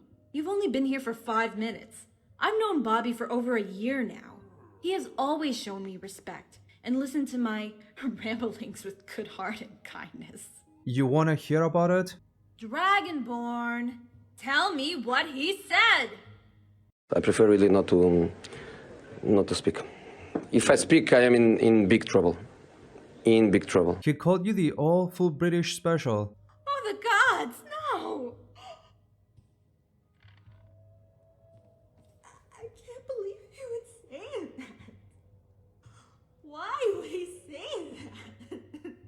Why do you even care? Because I know Bobby would never say that. He's besieging the city. Rigmor, do you still have feelings for Bobby and both his ears? I don't know what to do. I don't know what to feel. I don't even know if you'll always be around. I'm so scared that I'm going to lose you. I don't know what to think anymore. All I know right now is that I have to endure all this shit that's been thrust upon me, and I don't think I can take it anymore. I am at my breaking point, Dragonborn. I don't have what it takes. Then there is another cringy dialogue section where the Dragonborn tries to straighten Rigmor out, and for the sake of my poor cringe meter, which is constantly hitting maximum, I'm not reading that. See, this is what I mean when I say Rigmor comes across as a psychopath. Rigmor, bestie, Bobby is an active warlord. He sacked Leowin and killed the previous nobles because they wouldn't bow to a bandit emperor. He tried using you to become the count of 2 counties. He's waging war against your own city. All of that is fine and okay by Rigmor, but Bobby calling her the old IDAP special, that was a step too far. She has to crash out. Then she starts babbling about how she carries the weight of the world around her shoulders. And the obvious question is, what weight? So far you got a haircut, got saved several times, and everyone from Azura, Alicia, and Boethia have nothing but praises for you. Even your own enemy has a crush on you. So the next day, Rigmor gives a speech, and then we break the siege. Ingol comes to help us, and we capture Bobby. Okay, I hate to be that guy. I really do hate to be that guy. But a siege implies a blockade of the city. Here there is just a small fort, right in the middle of the road. Apparently those 2 guards that were hanging around Bobby were also working for Ingol and Malasam. Rigmor is so special that even she is fed up with people calling her the chosen one. Okay, I just want to drop it right now. If I hear any more about how special I am, or any more revelations about hidden secret bodyguards, prophecies, or any shit of that kind. So we go with Ingol to Bruma Keep, the mod breaks, so I have to reload it again, only to find out that what follows this battle is an approximately 16-minute exposition dump. So we repeat the plan we talked about in the last exposition dump about going to Table Mountain and destroying the living soul gem, and then Sorella comes in. Apparently, all children who have been inflicted with the calling by interacting with Morax vampires have had visions of the other children that are being used to power the living soul gem. Sorella tells Friathoth that Sophia, that is the daughter of the previous countess, doesn't blame him for her disappearance, and that he shouldn't torture himself with grief, something which immediately causes him to suffer from grief. She said to tell you not to blame yourself. It wasn't your fault, and she misses you. Friathoth! There is an overarching theme with the exposition dump sections, which is that whenever any person needs to leave the scene or the scene has turned, they go, I need to sleep, I'm very tired. Come, Carice, it has been a very long day. And it reminds me of the transitions in the movie The Room. Oh, hi Mark, hi Johnny, that type of thing. So what's the deal with Rigmor being the chosen queen of Cyrodiil? Not a Mary Sue, not ever. It's basically the story the Minotaur talked about. Alessia cursed this land when humans abandoned her doctrines and made it so there would be no prosperity in Tamriel until the last Minotaur dies. The Alessian prophecy speaks of the chosen queen of Tamriel, and Rigmor could indeed be her. It would explain the keen interest by Daedra, and gods even, ever since she was born. And her bloodline to a royal dynasty helps make that theory credible. I think this mod confuses the Aedra with the Daedra because it talks about them interchangeably. Also, there's a statue of Azura right outside the castle. Might I remind people that Bruma has a large Nordic population? But then Friathoth says something weird. The title, the Chosen Queen of Cyrodiil, refers to 2 different people. One is the Chosen One, and the other is the Queen of Cyrodiil, and the Mayor of Quickvale. The Chosen One, as prophesied by the Elder Scrolls, is a half-beast whose destiny is intertwined with Rigmor's. The queen is destined to become one with the chosen one and deliver a child which would bring forth a new era of prosperity. This exposition dump, to me, is up there with Christian being destined to kill all the trolls and fulfill his love quest by marrying a woman called Blanca Weiss and having a child together called Crystal. No. It's actually very accurate. Now here's another plot point that makes no sense. Bearing a Dragonchild, which is what Rigmor is supposed to do, every day we stray further away from God, always results in the death of the mother of the child during birth. Bearing a Dragonchild would... Rigmor would be destined to die in childbirth. Where, oh where, are these plot points coming from? It's so bizarre. I know this isn't how it works. You know this isn't how it works. Uriel the 7th had children. It's the first thing you hear about in the opening of Oblivion. Also, I have omitted mentioning this because it never comes up. The Dragonborn kinda gets his own backstory and his own attitude in this mod. Sometimes they're quirky, sometimes they're sassy, and it seems to be the case that their mom too died in childbirth. Anyway, psst. Hey, Tiber, you are in a Rigmor mod, dude. You fell off. So after exposition dump 7777, the last Dragonborn, who again has his own character now, goes to the cathedral to think of some kind of resolution for Rigmor's problem, or I guess seek divine guidance. So the Dragonborn goes there, he sits on a chair, and a priest walks up to them. I'm calling it right now. This priest is a divine. Let Lord Akatos help carry the load. Oh, I know who he is. Speak freely, as this is a place of sanctuary, a house of truth. Oh, Holy Father, thank you so much for this opportunity to speak about what's troubling me. So here's the deal. I met this young prepubescent boy under a cliff, and then I nourished her back to full health, right? Then something happened, and we stopped a bunch of Thalmor who were slightly more extreme than your average Thalmor, and then she became the Countess of Bruma, and then she became the Chosen One, and then she got endorsed by Azura, Boethia, Alessia, and everyone who has done so much as glimpse at her, and then a gothic Lady Gaga Nogov wearing full latex, who is also the current de facto queen of Cyrodiil, tried to kill me, and then I killed the last Minotaur who also died thinking about the young boy, who by the way is now a rebellious teenager. Then the rebellious teenager became the Chosen One, and I'm supposed to fornicate with her. By the way, the gothic Lady Gaga character started sucking the souls of children. Why is she sucking the souls of specifically children? Is she just trying to be edgy? I mean, she's a gothic Lady Gaga wearing full latex, so if she is, she's doing a damn good job at it. But then she also has a crush on Rigmor, but also wants to kill her, and I know the statue of Marasin isn't too far away, and at this point I don't know if I'm able to take it anymore. And do you understand, Holy Father? This is a hallowed place, and the divines are listening. Ask them what it is you wish for, in the hope that it shall be forthcoming. All right, we have 3 double-doubles, lettuce, tomato, onion, no sauce. If this is what you wish, then it shall be so.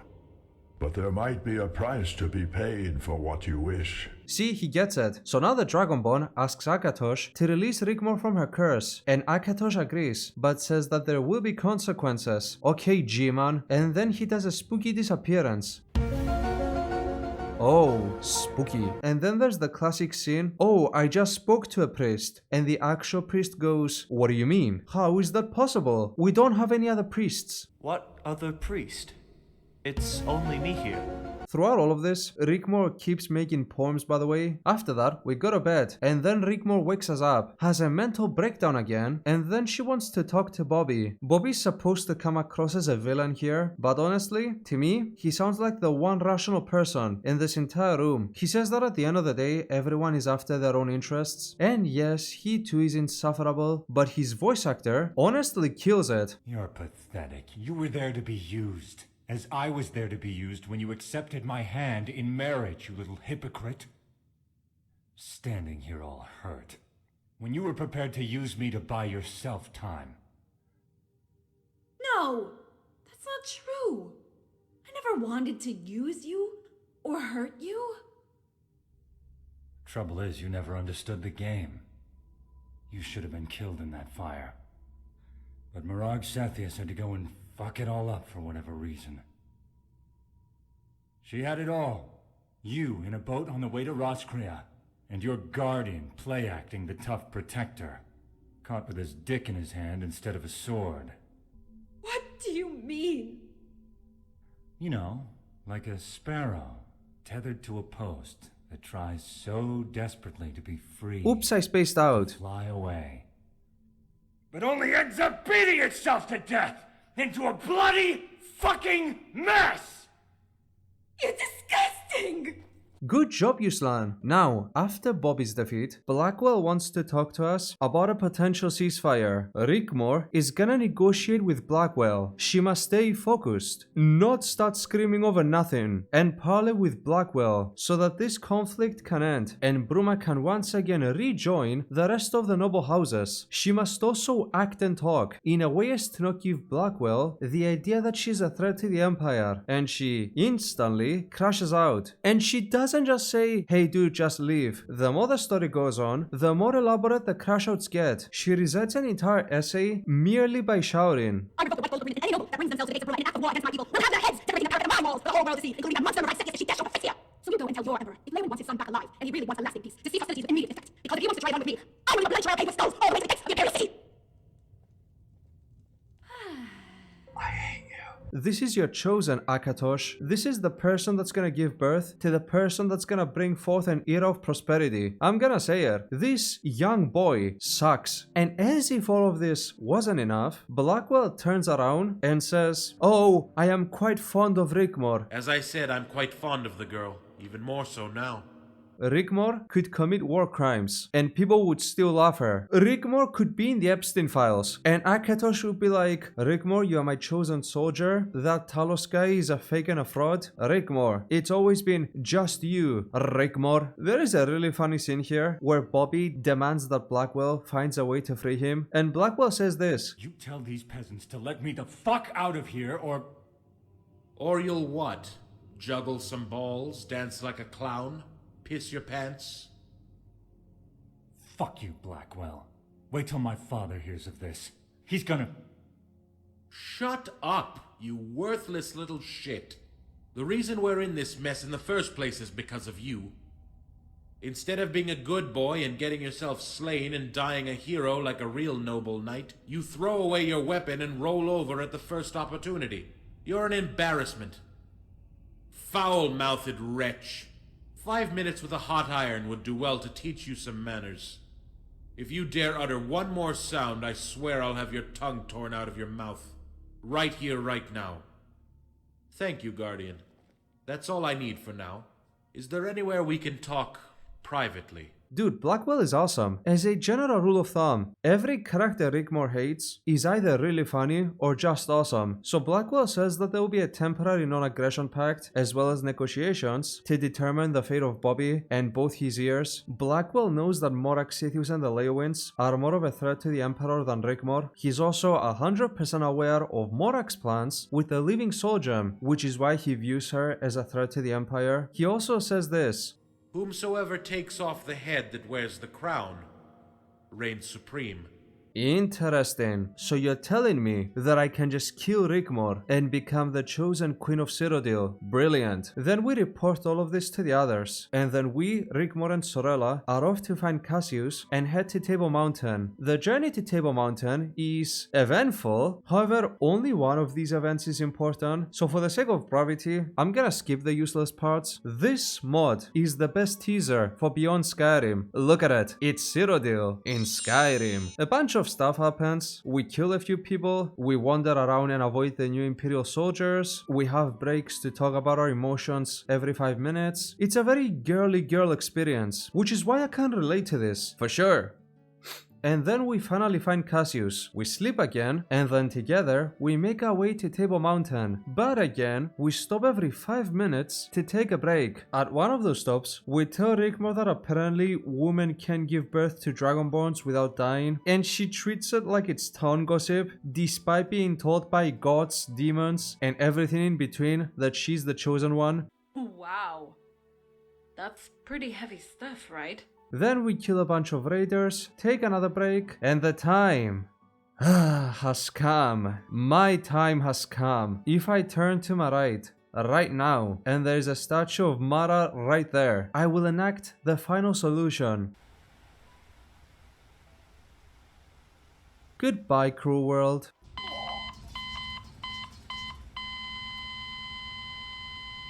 If there is one scene from Rigmor of Cyrodiil that you've all probably heard of, a scene that you've heard from Whispers in the Wind, it will be this one. This is the I did not hit her scene of Rigmor of Cyrodiil. This is the Bite of 87 scene of this story. I sometimes wake up in sweat and fear. My limbs are cold and my face is red, and my heartbeat is skyrocketing, thinking about the Mara statue scene. However, there is a little fact that I've omitted. Rigmor of Cyrodiil got rebooted. This changes this scene just a bit. So let's talk about it. So Rigmor finds a shrine of Mara, and the Dragonborn tells Rigmor that she shouldn't touch the shrine. Then Rigmor undresses herself and goes for a swim. Let's get naked! And then the old man appears again and starts talking to us. But Rigmor can't see him because he only appears to those he wants to appear. So he tells us, "She is in no danger. She never was. The Nine have listened and granted you your wish." What do you mean? She is released from her curse and can live a normal life. Dragonborn, what are you doing? Rigmor, I'm trying to talk my way out of getting you pregnant. How can we be certain? All she has to do is touch the shrine and it will be so. But she must be willing and consent to her fate. But know this. The prophecy must be fulfilled. It is the will of the gods. So how will the prophecy be fulfilled? Another Dragonchild shall be born. When the time is near, you will be guided to her. What's the catch? You must become her guardians and protectors until she comes of age. This is the price you both pay for the path you have chosen. But know this, the prophecy must be fulfilled. It is the will of the gods. You had better not be getting any ideas, Mr. Talk to Myself. So what's the prophecy? A Dragonchild shall be born to reign over Tamriel, restored in my name. She will be the first of many of her kind, breaking the chains of despair. She will lift the curse and restore the light that shall burn brightly and purge the darkness from the land. Tamriel shall no longer be at the mercy of pestilence, war, and decadence for eternity. Men and Mer shall be at peace and as one with the blessing of the Nine. It's official. A stark, raving lunatic. And with that, what is presumably Akatosh disappears. Now we tell Rigmor to touch the shrine. I have to break the magician's code here just a bit for the sake of the narration. It used to be the case that either through having intercourse with Rigmor or by touching the shrine right now, Rigmor would always get pregnant. However, I believe that after the Mara statue riots that overtook several cities in the summer of 2019, they kinda changed how the scene plays out. So now there is an alternative way for the Dragonchild to be born, which doesn't involve Rigmor getting impregnated by the statue. However, some of these dialogues from the pre-reboot version are still in game, so every now and again we will get some information about Rigmor's menstruation cycle, and there is a moment where a dude asks Rigmor if she's pregnant, because that's how the original script plays out. I have become completely disassociated from the Rigmor getting impregnated plot. I have come to expect that throughout this video, I'm just gonna be speaking a bunch of nonsense. Anyway, what I'm trying to say is, Rigmor is not pregnant, nor is she destined to be pregnant. If some dialogue later down the line seems a bit out of place given this information, now you know why. After these shocking, just outright shocking revelations, we make it to Quintus's camp. That's the guy that helps us during the last battle of Rigmor of Bruma. We catch up with Quintus, he pledges his allegiance to us, and then he tells us what to expect inside Table Mountain. Raiders, vampires, Akaviri, gothic Lady Gaga knockoffs, that kind of thing. What is this supposed to portray anyway. Head straight. Awesome. The whole gang is here actually. Sorella, Rigmor, Quintus, Sethri. Then a new face appears. An elf called Cameus. He's the Count of Lilandril. That's this place right here on the map. And he's the chief of the Elven Special Operations. He is also a part of the Altmeri Dominion. Because there are also Elven criminals at Table Mountain, he wants to join us with his own forces during our assault. Quintus, you can't trust this ass clown. He's a Justicar, a Thalmor. It's pronounced Justicia. Rigmor, even Barendar is a signatory. Let's all go inside and discuss the planning there. Whatever. I think I'll just go take a walk. The air around here has become unpleasant. Rigmor is so badly written that she got the elf Nazi feeling weirded out. Look at that jawline. This guy is going for the handsome Squidward aura. He also brings a note with him, signed by virtually every single important person in Tamriel, including the person that initially saved Rigmor from the Thalmor. That would be Barendar if you watched the last video. Cameus is also 100% aware of the prophecy about Rigmor and the Chosen One, so the Count is tasked with accompanying Rigmor during the assault on the heights. And then he says this. Are you with child? What? How dare you? Why is she so upset? The whole point of the prophecy is that she's supposed to get pregnant anyway. Then the Dragonborn starts getting offended on Rigmor's behalf, and he says that the old man, who's definitely not Akatosh, talked to him and told him to assist us. There's the whole issue with the remnants of the dialogue from the pre-reboot version again. Cameus asks the Dragonborn if Rigmor touched the Shrine of Mara, and if you respond to this by saying yes, he says this. I see. That's all I needed to know. And back at Rigmor's camp, she reports unusual behavior in her private areas. I'm sorry, this is supposed to be a Skyrim mod. Something is very off about this young lad, and one day I'll figure it out. Today is not that day though. The next morning. So we all gather around, and it's time for the big awesome battle. There is a funny moment where Quintus goes, Dragonborn, the enemy has ignored us. We have the element of surprise. And the Dragonborn is like, cool, let's attack them. And then Quintus just calls for someone to blow a war horn, because remember, the element of surprise is everything.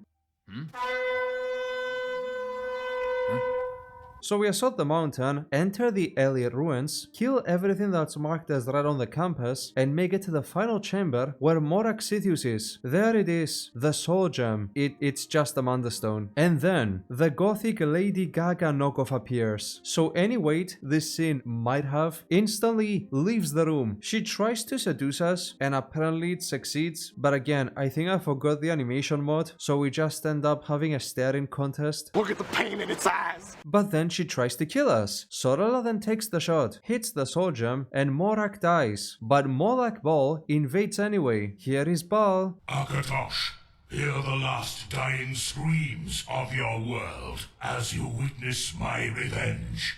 I shall turn the day into night, and the living into the undead. Vigilant has had a profound impact on this community. So then we summon Boethia. This has been an option this whole time. If you remember from Rigmor of Bruma, Boethia is still in her spill the tea sister personality. Yes, it worked! Boethia, you sick, twisted, spiteful witch! I never said I wasn't.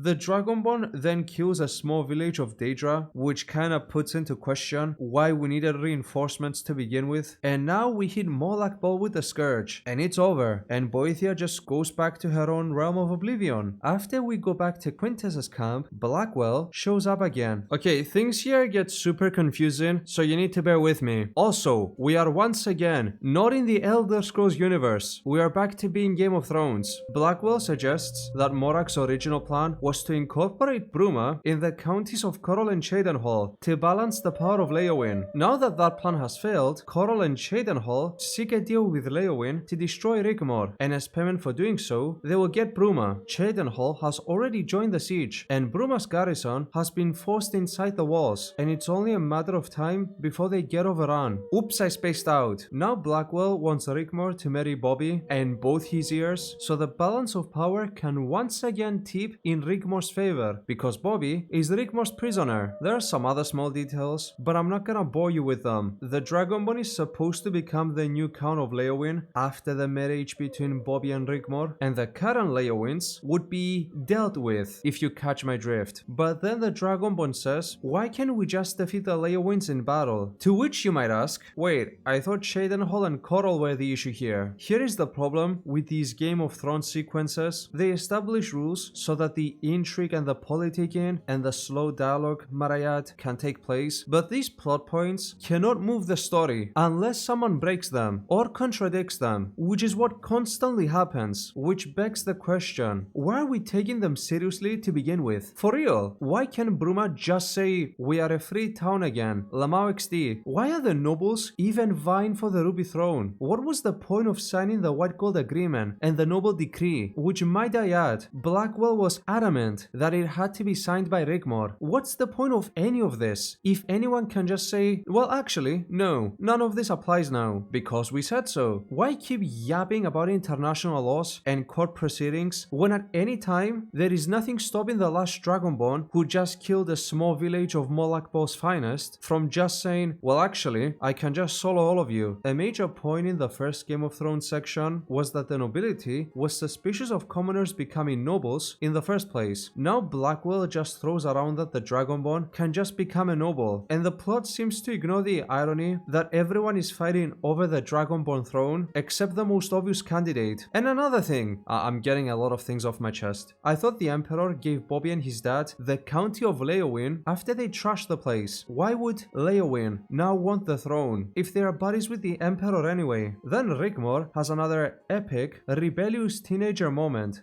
I do desire peace over this. No, Dragonborn, I never asked for any of this. I've never had a life. If I could stop it, this madness, I would. Screw the gods and screw the prophecy. So Blackwell gives us a TLDR, just get rid of the Leowyns, and everything else will fall into place. And then there's more blah blah blah blah blah. And then this happens. Dragonborn!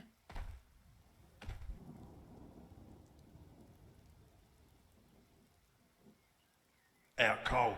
Looks like that malaise you caught from the Akaviri, Rigmor. But the crone said the Dragonborn was immune. But not immune from the kiss of death from a brood mother. What are we going to do now? It would take days to send for a physician. Give him some of that tonic of yours, that might help. We don't have time to wait here. We'll have to take him with us. Now we have passed out, and we have received a vision. There is another labyrinth, but instead of a minotaur to guide us, now we have to listen to a crying child.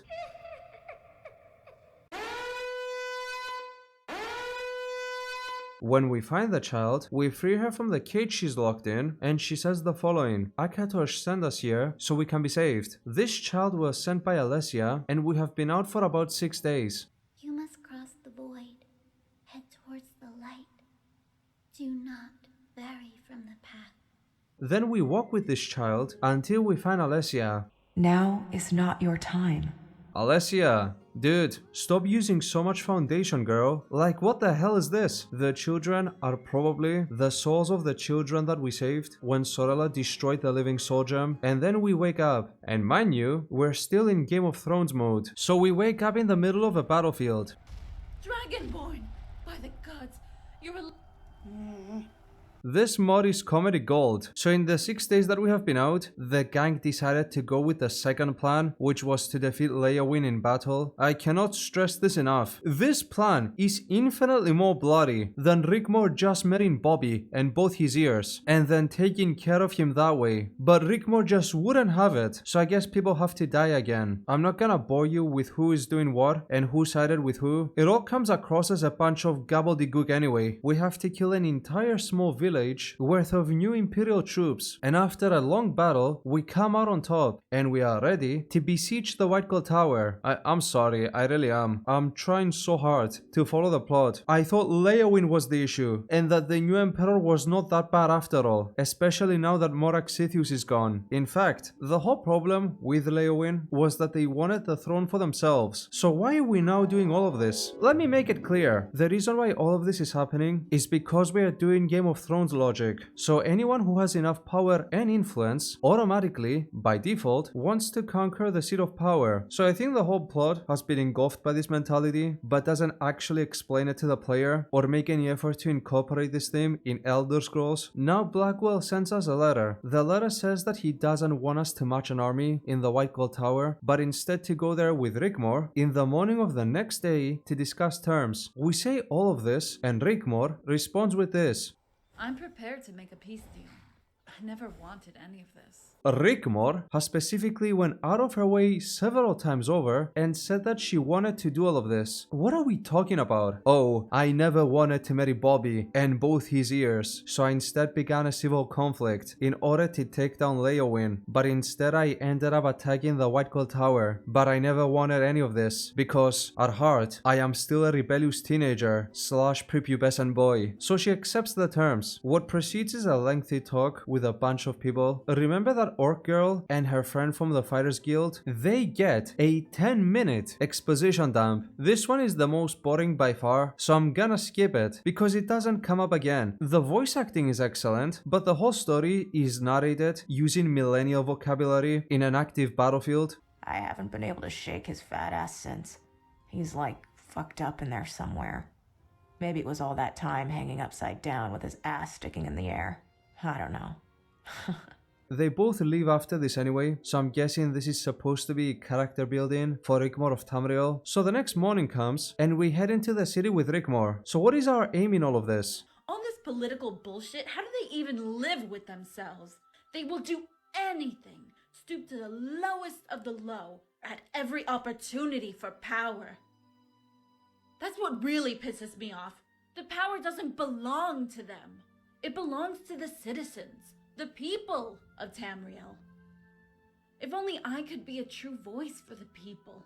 I don't get it. I really don't get it. Was Rigmor's character written specifically to be a narcissistic psychopath with zero self-awareness? Or was this just a happy accident? Oh, but if only she could be a real voice for the people. If only she could prevent wars, govern a county, or be the chosen one of every deity in the setting, except the really bad ones. Instead, she was cursed with being a rebellious teenager. So we go in the White Gold Tower and get this scene. What are you doing?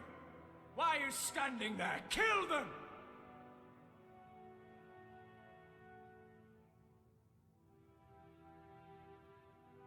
Blackwell, order your men to kill these traitors! Hold your swords. I am your Emperor!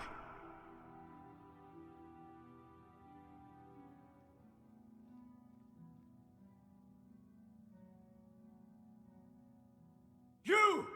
I demand you kill them! You must obey me!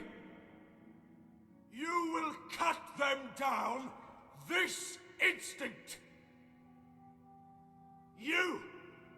Pick up your sword and cut them down! Cut them down, I say! Then I am undone.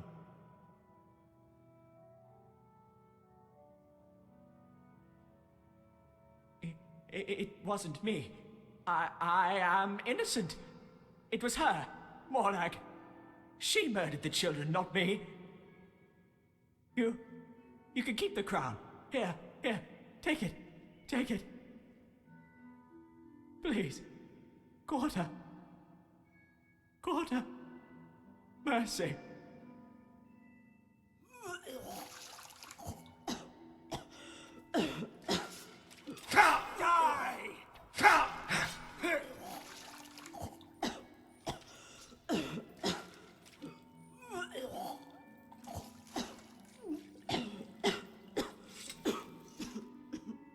The Emperor is dead.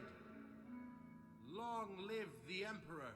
A dead emperor, a new emperor in the form of the last Dragonborn, and a vomiting Rigmor. So because I went with the path to not get Rigmor pregnant, Rigmor isn't pregnant. But because this is a new route available with the reboot, this scene abides by the old dialogue tree. Rigmor is always pregnant at this point, hence the vomiting. So because we killed the last emperor, we are now the emperor. This is the end of the second and last Game of Thrones section. We are now back in Elder Scrolls. This is where this mod used to end before the reboot, but after the reboot, an epilogue has been added which extends the playtime by a few more hours. So let us get into it. The epilogue for Rigmor of Cyrodiil was released in 2021. Let me be clear about something. I have gotten so many good laughs from this mod. This mod is Comedy Island if you like this kind of content. My only issue is that it had way too many exposition dumps. I don't want to hear why Cheeseburger Man invaded the Rhineland to kill Karl Franz. I want to hear Alessia praising a mentally unstable teenager. That's fun. A wholly unqualified, mentally unstable lad leading an entire army and everyone loving her for just existing. Now that's funny. More of that please. I'm saying this because I'm getting the vibe that somewhere along the line between this mod's release and the reboot, the internet must have pointed out these issues and other issues. So the reboot, to a degree, seems to be a bit self-aware. It's a more grounded story, which means that it gets kinda boring. I didn't laugh once throughout the entire reboot, and the only moment when I cringed was during the friendship ceremony. And I know, oh Kotho, this mod wasn't meant to be enjoyed the way you are enjoying it right now. It's supposed to be an actual story with romance and drama and comedy and political intrigue. If that's what Rigmor is, it's not a very good one, I'm sorry. I get that I'm not the target audience for this. As I said, I played them when I was a teenager, and back then I thought they were pretty solid. And if you're anything like me, and if you take these mods as an unironic story, you are probably not gonna have a good time. But if you approach them as a funny bad piece of media, oh my god, it's awesome. It is up there with Sonic High School. The epilogue kinda lacks this experience, which I dearly seek from any Rigmor mod. The whole thing begins where we left off. The Dragonborn is the de facto emperor, and Rigmor isn't pregnant because we didn't do the deed with her, and the statue of Mara no longer generates unwanted pregnancies. So where do we go from here? Well, Blackwell shows up and says three things. The Dragonborn has to be coronated as the emperor. Rigmor should pick up the surname Mead to feed in as someone of royal bloodline. Though we just established that the Dragonborn is anointed by Akatosh, so the whole Mead thing doesn't make much sense. And third, the Dragonborn and Rigmor should get married. But as there is literally not an ounce of romance between me and Rigmor, there is also the option of a friendship ceremony. The moment I heard the option friendship ceremony, I instantly knew that I was gonna choose this route. Now Rigmor's mom is going to become the Countess of Bruma, and Quintus with his legion will be stationed in Hammerfell. Also, the Thamor want to discuss about the potential restoration of the White Gold Concordat.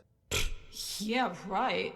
Yeah, Rigmor, tell him. Rigmor continues to not like Blackwell, which means that Blackwell is the most rational party in all of this. Now we can go back to Bruma. So Rigmor's name is gonna become Rigmor Morgan Mead. Here is where the plot of the epilogue really kicks off. So remember that Elliot ruin we had to go to during the Battle of Table Mountain? The area where Morag placed the Living Soul Gem? So hear me out. After the Living Soul Gem reached its zenith, it created a rift that spawned Moloch Ball, but it also left behind a black or red diamond. This diamond could be used to create an Amulet of Kings, which we could then use to reverse the sacrifice of Martin Septem. However, creating such an Amulet of Kings would not only keep the Daedra outside of Mundus, but it would also prohibit the Aedra from meddling in the affairs of mortals. If the soul gem were allowed to reach its zenith, destroying itself, it would indeed have caused a rift. But also, it would have left behind a black diamond. If it had, an amulet of kings made of it would have been able to reverse the sacrifice of Martin Septim, not only allowing Daedra to pass into the mortal world along with Cold Harbor, but also to banish the gods. Thankfully you destroyed it in time, but instead of leaving a black diamond, it would have left a red diamond in its place. I told myself that I wouldn't be a stack-up about lore consistencies, but to not confuse anyone with all of this, I am compelled to inform you that that is not how the Amulet of Kings works. The Aedra aren't foreign entities to this world, they are the world. So now we have to go find that gem, and Rigmor is going to the cathedral to pray. And in the meantime, I'll send that ruffian, that scoundrel, that rapscallion Jimmy Tenfingers to search Nagasel for the diamond. It should still be there, unless... Dude, Malasam's voice actor is killing it. Unless what? Unless, of course, someone else knew in advance what would occur.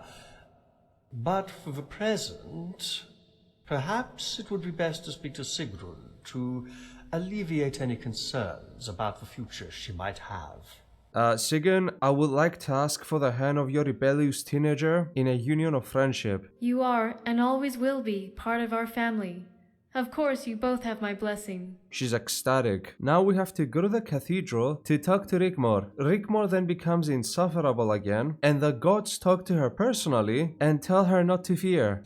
I'll try.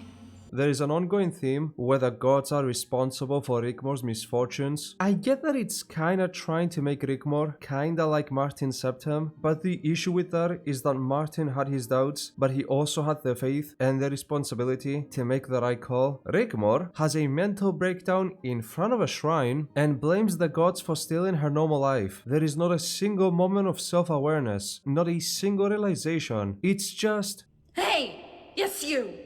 Gods! Here I am, your chosen queen, Rigmor Morganmead, High Queen of Cyrodiil. Haven't you taken enough? My childhood, my future, and now you want to take my life? I want to live. I won't let you take my life. Come on, you cowards. Where are you hiding? Are you afraid of me? I only wanted to live a normal life. I don't want to die. I don't want to die. And then the divines show up. Yes, the real ones. And they tell her, it's chill, shut up already. So after that, we ask Rigmor, what wedding ring do you want for our bar mitzvah? And she says this. Have you heard of the legend of the white gold, diamond, and ruby-encrusted ring of the lost alien princess Pilvi Hanesh? Dragonborn. Don't tell me you haven't heard of the legend of the white gold, diamond, and ruby-encrusted ring of the lost alien princess Pilvi Hanesh. No, it's too upfront. It's too self-aware. Go back to being insecure over a dress. Also, the friendship ceremony is the exact same as a wedding. We have to get Rigmor a ring, get a best man, and not see Rigmor until the ceremony. But what is the deal with Nagasel? Ah, Majesty, it seems we have found ourselves in the most unfortunate situation. We can't seem to locate that scallywag, Jimmy. Jimmy Tenfingers. Isn't Jim the name of the mod author? That's nice. I have heard some comments say that these videos are in some way an attack on the mod authors or the team behind this mod. If you think that cracking jokes over a mod and laughing/cringing about the plot somehow counts as an insult towards the mod author or the team behind it, I highly recommend you stop huffing Gorilla Glue. So what's the deal with Pilvi Hanesh? So here's the tea. So back when the Eliots ruled Cyrodiil, they used to worship the Aedra, and chief amongst them was Auriel, who is basically Akatosh, but slightly different. After a point, the Eliots began worshipping the Daedra, but there was this one Eliot princess called Pilvi Hanesh that remained loyal to Auriel. So she took the last remaining Aedra worshipping Eliots out of Cyrodiil and settled in Hammerfell, exactly where Table Mountain is. The king of the Eliots was madly in love with Pilvi, but Pilvi said, no, you worship Daedra. So that king went to Nayasel, which is the settlement they made, begged the princess to love him, she still said no, and then he summoned Molech Ball to ruin the place, and then Oriol buried the settlement forever. The Mad King then built a new city on top of Nyasil and called it Nagasel, which means the Hall of the Dead. Rigmor now wants the ring that belonged to Pelvi, and also, if you remember, we have to find the red diamond that is somewhere in Nagasel. Very convenient. Why does Rigmor want that ring specifically? What kind of monster is she that she wants to wear the ring of a murdered princess? And she says it so gleefully as well. Actual psychopath. So we go back to Nagasel and we find no red diamond, but we do find a rogue. So all across this mod, there are several references by Rigmor to a childhood friend of hers called Luna Shadow. This is her. With her, we now go and find the lost city. It's right here. Well, that was easy. The underground city is the best looking area in this entire mod. All the inhabitants of this place are dead, except one, the princess. I waited like you said. Lady, put some clothes on. Now, what is your name and where are you from? My name is Luna Shadow and I'm from Morrowind. Actually, I was born in Bruma and my dad owned a stable. And I had a big thing with horses, but he wanted to get rich, so he sold everything and we moved out many years ago. But it didn't help because he died. No! It's too self-aware. Go back to praising Rigmor. It even uses the online name of the voice actor for the subtitles. So I'm gonna cut a long story short, because the princess repeats the story that we already know. She thinks we are Oriol coming to save her. But the Dragonborn says, I am Oriol, but not actually. Then the princess can't take it anymore. She goes through all 5 stages of grief, and then she dies. But that's okay, because that's what she meant by Oriol will free me. We also find her ring, but not the red gem we are looking for, because the Thalmor were here earlier and took it for themselves. There were some Thalmor sniffing around a few days ago. Watched them make that bridge over the drop. Whatever it was they were after, however, they seem to have found it. They didn't hang around long. So we and Luna go back to Bruma, and Cassius offers to be our best man, and he is also the new Count of Leowyn. There are a bunch of plot threads that lead to Rigmor of Tamriel, but I'm not gonna bother with them here. TLDR, a noble from High Rock and a bunch of lizards from Black Marsh had something to do with the Akaviri plans to invade Tamriel. So we go to bed, and the next day is our friendship ceremony with Rigmor. Dragonborn?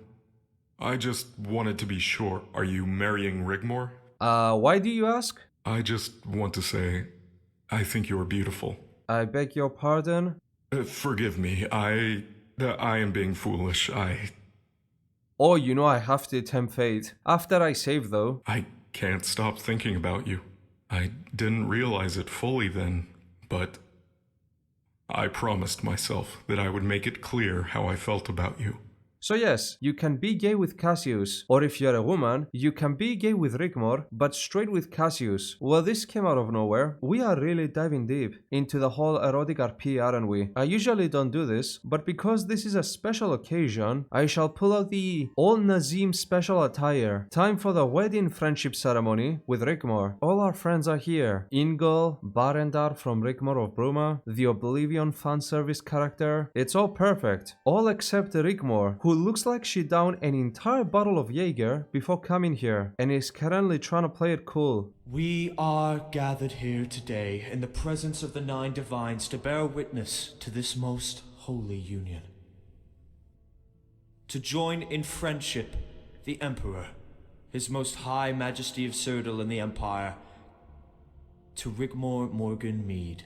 This is the most effort anyone has ever put into friend-zoning someone. Is there anything you would like to say to Rigmor before the exchange of rings?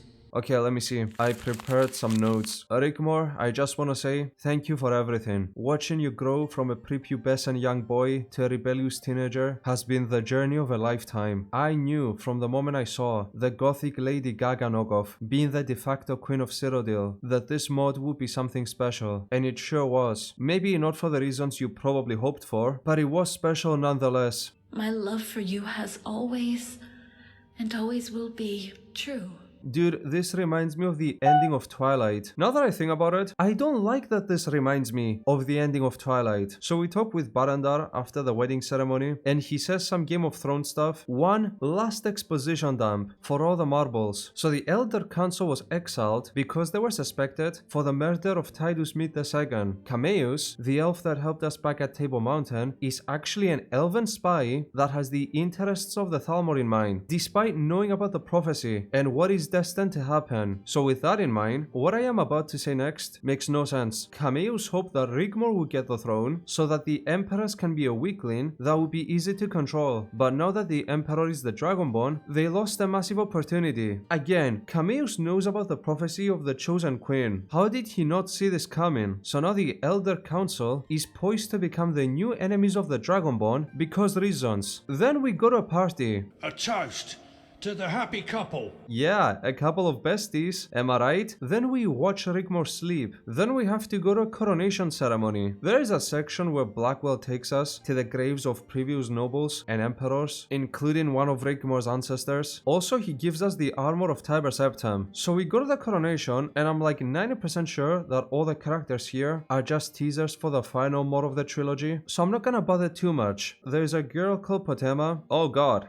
Broken Skyrim reference, who calls us her uncle, and a dude from High Rock called Malachi. Cameus is also here, talking about reinstating the White Gold Concordat and also bringing back the Elder Council. In exchange, he will give us the new red diamond that can be used to make a new Amulet of Kings. Didn't you receive a vision from the Divines? Or did we forget about that whole plot? This doesn't sound like the type of thing the Divines would want you to do. And then we become the Emperor. 9 months after that, this happens. I was told to let you know that the time is soon and that you would know to what I am referring. If you book yourself into the inn, Silver Home on the Water, I will contact you there and advise you on the next step with directions on how to proceed. In a less perfect world, Rigmor would be pregnant by now, but this is not that world. If Rigmor were pregnant, the plot would look very different, but I'm just gonna leave that to all of you. There is a plot where the Morak tongue tries to kill Rigmor. You can play that for yourselves. Do you think that somewhere out there are people gooning to Rigmor? Ugh. I'm just gonna summarize this ending in a small paragraph and then wrap up the video. Sethri also tells us that the Daedra are doing Daedra things again. So we go to Bravil, see Rose again. Remember her from the start of the first mod? Here we have the option to continue our potential romance with her, because of course we can. And then we learn about the miracle. So listen to this. After Rigmor touched the statue of Mara, a priestess at the Temple of Mara in Bravil received a vision that someone has to become pregnant with a child because Rigmor doesn't want to, and the person who will give birth to that child will die. One of my priestesses volunteered to make the sacrifice in exchange for her martyrdom. Alana the Kind. Mara, in this mod, is Molak Bolmaxing. Another priestess called Alana volunteers to perform this most holy act and is now heavily pregnant. She has also become a saint. I thought you become a saint after you die, but okay. Rose is also supposed to deliver the baby. The priestess hints that there is a greater plot going on and that it has something to do with the Akaviri. And then the Dragonborn says, no, but seriously, I'm the Emperor now. I can just have a legion march in the city and protect the child's birth if there are people after us. But then the priestess goes, don't call anyone. The secrets of the Divines are many. I too am a child of 2 mothers. This is Mara's doing. A gift from the Divines that surpasses any norm, just like my own birthing.